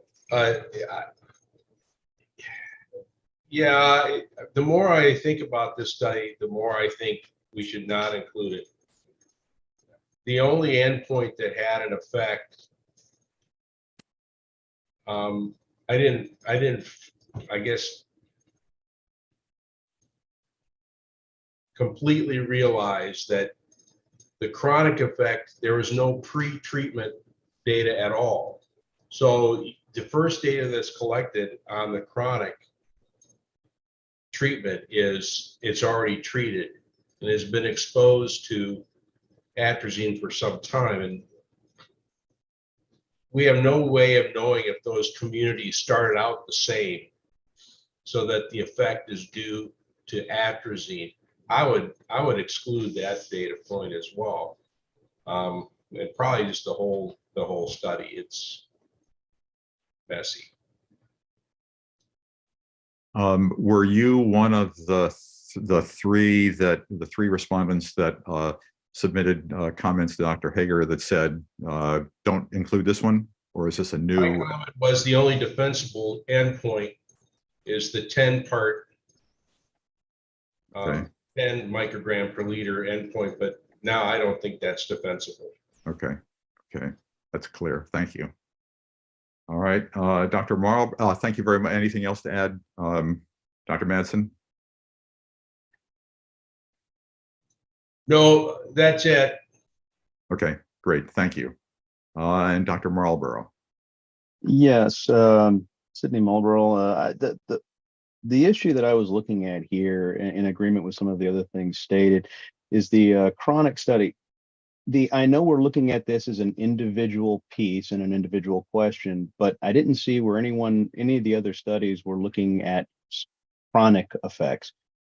And it didn't really seem to be a really well thought out chronic study. So although my statements that I wrote in don't exactly meet, because after listening to some of the discussion, it seems to me that if you were going to keep anything, you would keep the 100 microliter acute effect.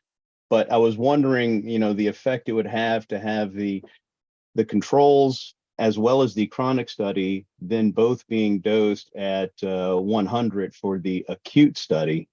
And I would assume that if you had half of your containers had been dosed for 3 to 4 weeks at 10 micrograms per liter, and at the 100th they showed no effect, then that would be an indication that it was a fairly conservative, that at 100 micrograms per liter, atrazine wasn't showing an effect during that study. But the chronic, I have an issue with the way the study was put together, the data that was related or lack thereof.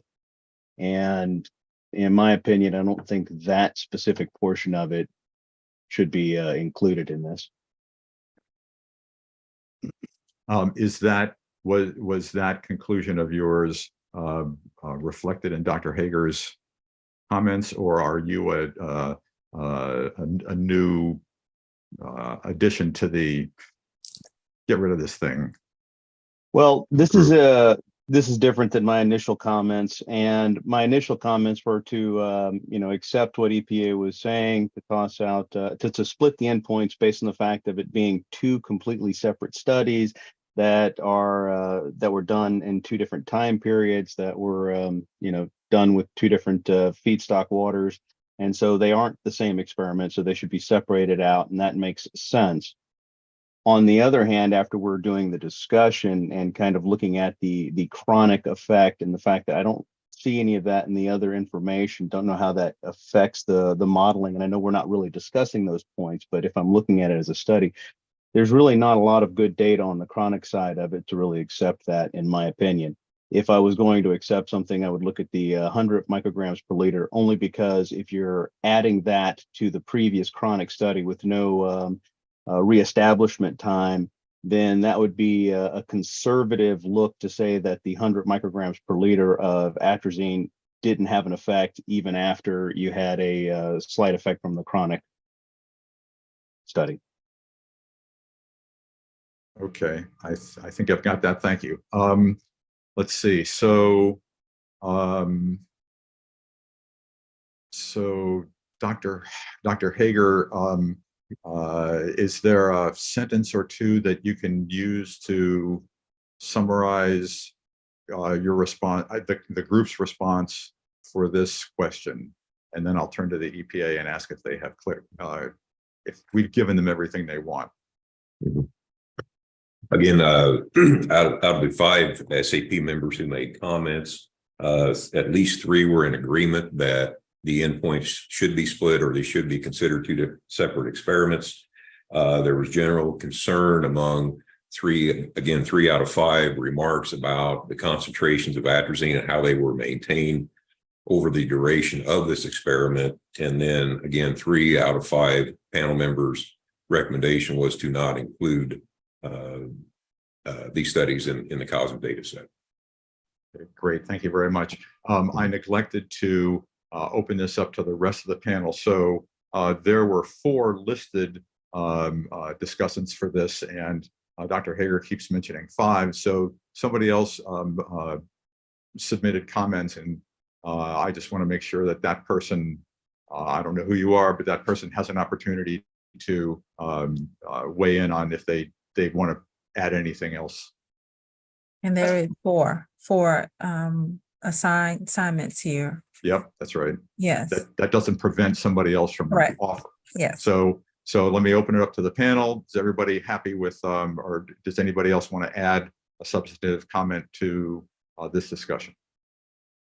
Bob, I was the 5th that sent in for that, and Dr. Hager summarized my comments very effectively. Great, thank you, Dr. Farrell. Anybody else? Okay, turn to our EPA colleagues and ask if there's anything else that we can clarify on this question. In Spats EPA, we appreciate the discussion on this charge question. Sweet. Okay. 2:15. I say let's keep going. Unless somebody desperately needs a break. All right. So 6. All right. So now we're into it feels like Thursday, doesn't it? All right, let's see. So we'll go to charge question 6, And after Ms. Joyce reads the question to us, we'll turn to Dr. Harry as the lead discussant.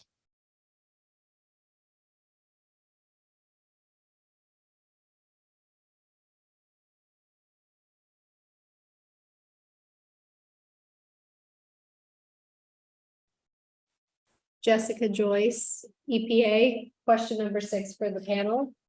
Please comment on EPA's decision to include the 2001 Seguin study group and update the effect, no effect conclusions for the 2 included endpoints. Sweet. Okay, Dr. Harry, the floor is yours.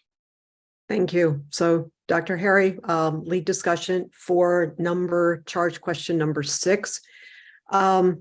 We're having a slightly different approach to this, Bob, and I'm hoping it will save time. Maybe it won't. But we had an opportunity to go to a breakout group at lunch, and there are different thoughts from different panel members that it's going to be better that they present them themselves, we thought, for clarity. Bottom line is the panel supports the EPA decision to group the reports that were in the 2 manuscripts, A and B, that decision is consistent with the data standards that they've applied to the other studies. Okay. And we've also sort of supports the decision to update the effect, no effect conclusion for the endpoints 83 and 84. Okay. We think that, again, let me start off this way. How about ditto for what Dr. Murphy said? Ditto for what everybody else has said is at the time of when these studies were done, and these were actually, later than some of the others, they were considered appropriate studies at the time, and now we're finding very questionable. Okay, so all the comments of quality of detail, concern for absence of detail, sampling and those types of things, use of solvents, all of that type of stuff applies to these studies as well. That seems to be a common thread that's running across all of these studies, which you would expect. If they are the ones that are questionable studies, they're questionable for a reason. Okay, so I'm going to make this really quick and then let the other ones come in. As stated, the 2 publications obtained across the 2 publications, there had to be a cross bridge to a find identification for the methods. We found that was very confusing, and while it was probably correct in that it was more than likely one study that was split for 2 publications for publication purposes, but some of the things are really critical and should have been brought over, like the form and the application method of the atrazine, the inclusion of the solvent, how it was used, the concentration of the solvent, and the analytical testing. There was also the absence of specific details was also noted in the EPA white paper, which I will take the opportunity to applaud EPA for their work on this. It was very clear in what they were pulling together. That was the distribution of sampling from each of the mesocosms. How was the sampling done? Was it 4 random samples? How were they handled? How was the data handled for statistical analysis? The concentration of the acetonitrile in the final exposure volume. If the pond water obtained different types of organisms was the same as was used for the sediment, contaminants that may have been in the tap water, and if the background level of the atrazine that may have been a contaminating factor in the starting water material. So you've got a lot of questions in details that made you raise questions on the study itself. The primary concern that the panel found was in the use of the solvent, which was mentioned. And while it does talk about that, and it sort of says that you had a appropriate vehicle control, that does not rule out the possibility of interactions between the active compound on test and the solvent that is in there. So it's difficult to separate that out. The effects observed due to the atrazine exposure or any of the pesticide did not appear to be specific to dose, and the magnitude effects were not directly reported in the study. EPA infers that it to be small due to the observed small differences in a dissimilarity index. They judged the effects to be transient. However, that was not necessarily, that was not done in the experiment. So the panel concurred that not only the details of the experimental design and methods are critical for interpretation or possible replication, but also the details of statistical tests should be provided in all scientific publications. As are in current literature, again, it's the state of the science at the time and the lack of details. But we also wanted to bring out, it's also essential to recognize that statistical significance doesn't always correlate strongly with biological significance or ecological impacts. And it may have cascading effects. So we had individual panel members that raised specific points. As I said, I'll let them address it. There was one very specific suggestion out of here, I'll get it out of the way, is that you switch your numbers of 83 and 84 to represent 83 the lower dose and 84 the higher dose. So in general, within the framework of how we were charged to answer this question within EPA's framework, we are in agreement with the 2 micrograms having no effect, the 3 micrograms, the 30 micrograms having an effect, with all the caveats of the limited quality of the study. Okay. And now I'd like to, if you could turn it over to the other members so they can bring their main issues to focus. Wonderful. Thank you, Jean. Dr. Hager, Aaron?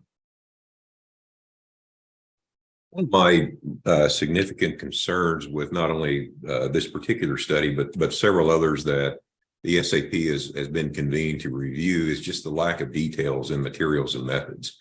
And, you know, my mentor really drove it into my head that when, you know, for example, when you produce a table, a data table in your thesis, in your dissertation, or whether it's a popular press article, that table should contain sufficient information that the reader does not have to go back and look at any other portion of that written work to understand what, you know, what is being presented in this table.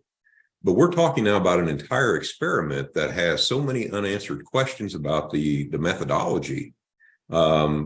I find it reasonable to say that I don't think another person could actually take the materials and methods from this study and actually replicate this work.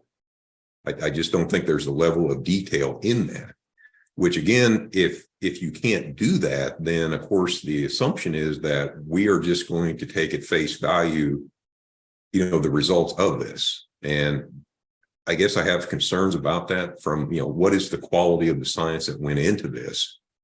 Again, if we're lacking sufficient detail that somebody else who really is interested in this work, that wants to repeat this work, they simply can't do it because the level of detail is not sufficient in the methods of this paper. And I do thank Dr. Harry for a good summary of all the comments. Thank you. Awesome. Thank you. Let's see, Dr. Schmidt. Yeah, I think I support the comments that have been stated before. My additional comments would be that the rationale that EPA is using to substantiate these changes, I think, could be more nuanced. It could offer more detail as to what was lacking and why it was lacking. The idea that the transient exposure, I understand that there's no preceding effects before the day 40 observation with the phytoplankton, but there was also no observation of recovery following that. And so the assumption that that's a transient effect is actually not informed by data, but it is a inference or an extrapolation of the effects. And so I think some nuances can be added to the rationale so that the study could be viewed for its faults more explicitly, and possibly that information could lead to better decision making regarding this database and the adjudication of whether or not these studies continue to inform that database or not. Okay, that's it. All right, thank you very much. And Dr. Trong. There she is. I just wanted to say that Dr. Henry did a great job in expressing all of our opinions.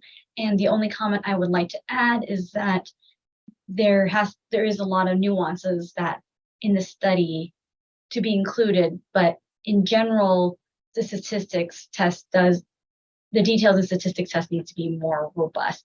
But there is I want to echo the fact that the need to understand that there is a statistic significance, but there has to be an understanding of a threshold of how it applies in the biology. That just because there is significance does not mean that we can necessarily hang our hats on that, because there's other implications to that work. And what was been echoed throughout has been these, I'm supportive of the inclusions and these endpoints as being these affect and non-affect, with these caveats that this is the time of the experiments and this is the detail that we have based off of the state of the manuscripts.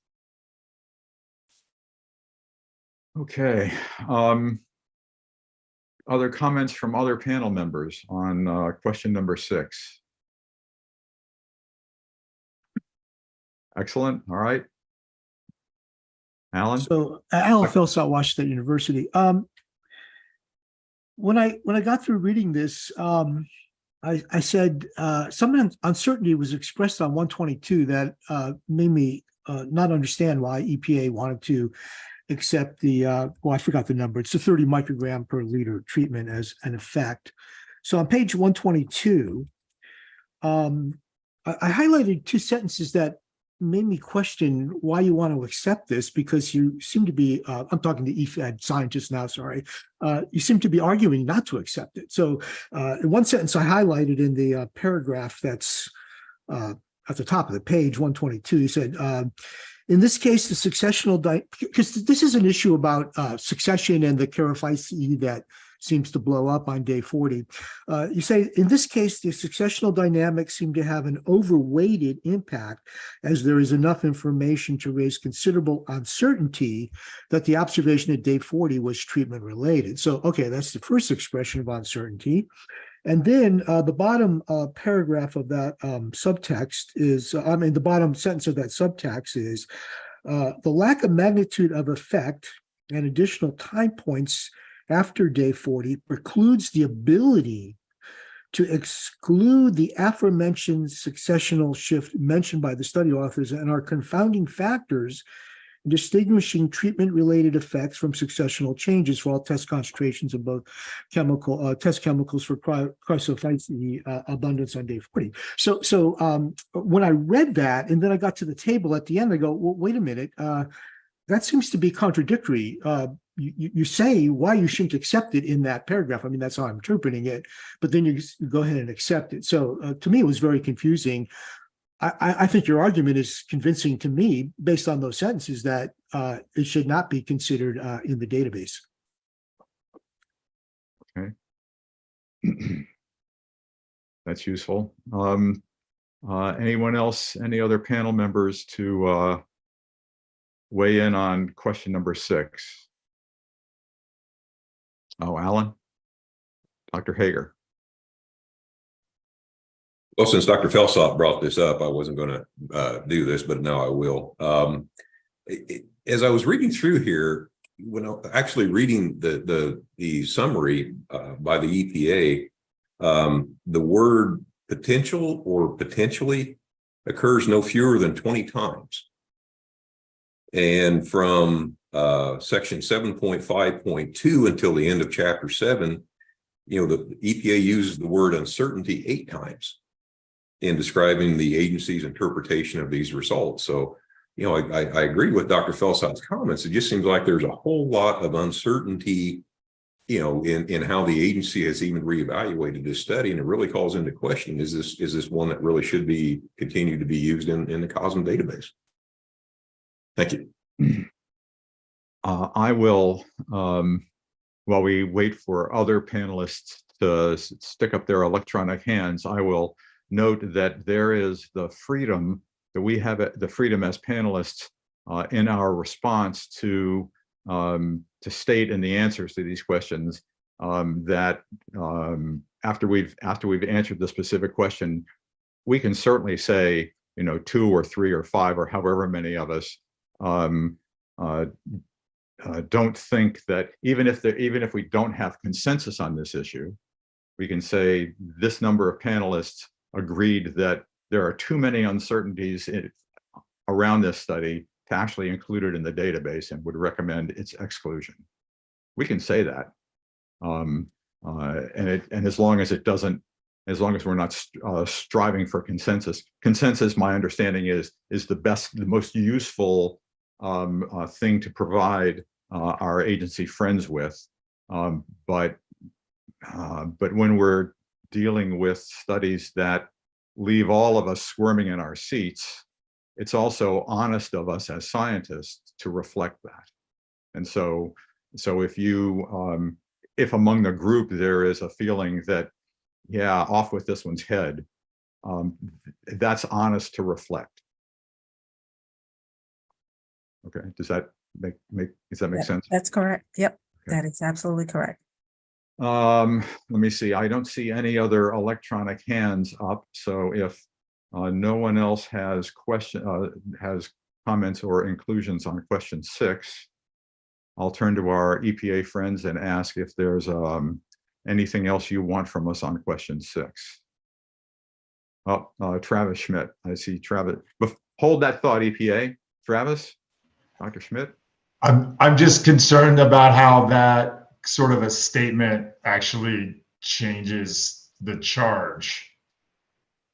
Well, so we answer the charge question, and then we reflect that, we're doing what you want on the charge question, but we also recognize that you're going to the risk assessment with the studies you have, not with the studies you want, and we're uncomfortable with a bunch of those.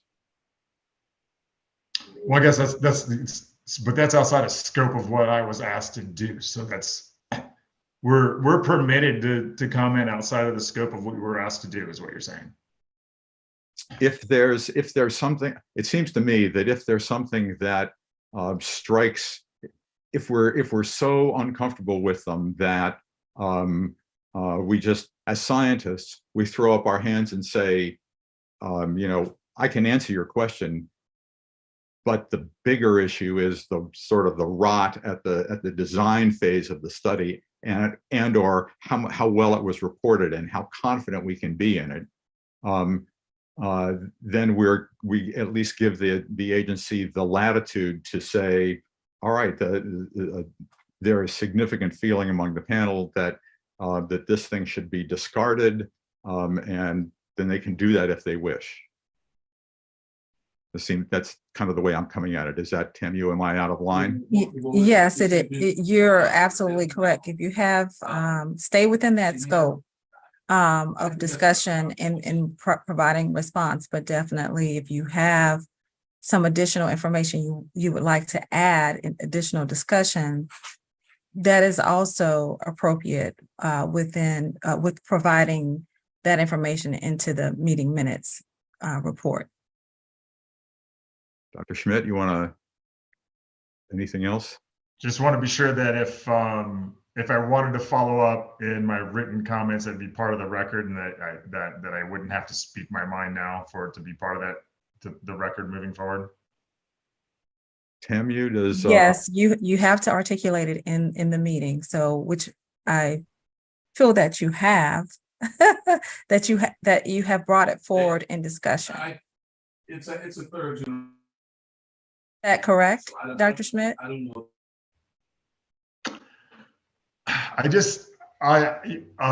Yeah, no, because like one thing that I'm struggling with is throwing out these studies that are data points. There are some useful data and information in many of them. They're not wholesale rot at the end of the vine. They got published given the scientific standards of the time, and now we're applying retroactively new standards to select and filter through them and to infer meaningful information in them. It just seems like to me that, you know, when we are removing studies from the database, that there might want to be some effort to repeat a similar study to make sure that its removal is a judicious decision. Let's see. I noticed Dana. Hang on a sec, Gene. Dana, did you want to contribute anything? So I would appreciate this data spats, the full breadth of the discussion from all the panel members on each charge question. So if Dr. Schmidt has a dissenting opinion, we would want to hear that in the panel report. Okay. Correct, yes. Okay, thank you, Tammy. Jean? Okay. So one of the strategies we could try in pulling this answer together, because I think we've touched it, is, you know, it is brought up by a lot of the other groups that, you know, the quality of these studies is questionable, was probably fine at the time it was done. Now trying to do it now, it's a totally, and what we're trying to get from it. So what we had proposed when we had our breakout group and talking about this, because there were concerns with, is there something there without additional experiments? You know, you're looking at something that is questionable. But within the nuances of the quality of the study. So I think we've made enough statements verbally to be able to draft that in the response to say, within this framework, within these limitations, you know, we agree with EPA's framework of what they are doing to accept it, to combine and to make one a no effect and the other one an effect. Within the framework of the caveats of the studies still have deficiencies. Is that appropriate, Bob? Because I think it would address, rather than there being sort of a dissenting, we set the framework, we address those questions. Because we're really just asked on, I mean, one went to a no effect and the other one went to an effect when it was combined at one dose level. And do we accept that within the framework of the question we're being asked, within the caveat that we do find that there are a number of deficiencies within the study? I think that's the perfect way to say it. Okay. It is the perfect way to state it. Yes. The agency would appreciate staying within the scope of the question. And then you have your dissenting statements or other statements related to those studies. And I'm sorry, Dr. Chapin. Okay, thank you. Dr. Schmidt, any additional thoughts or musings? I think that just about rounds it out. That sounds like something we can work with. Okay. Dr. Madsen.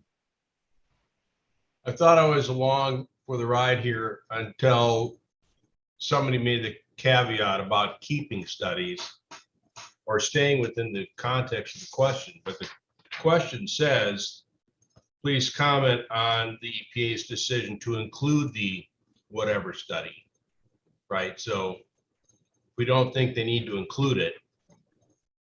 We should say so.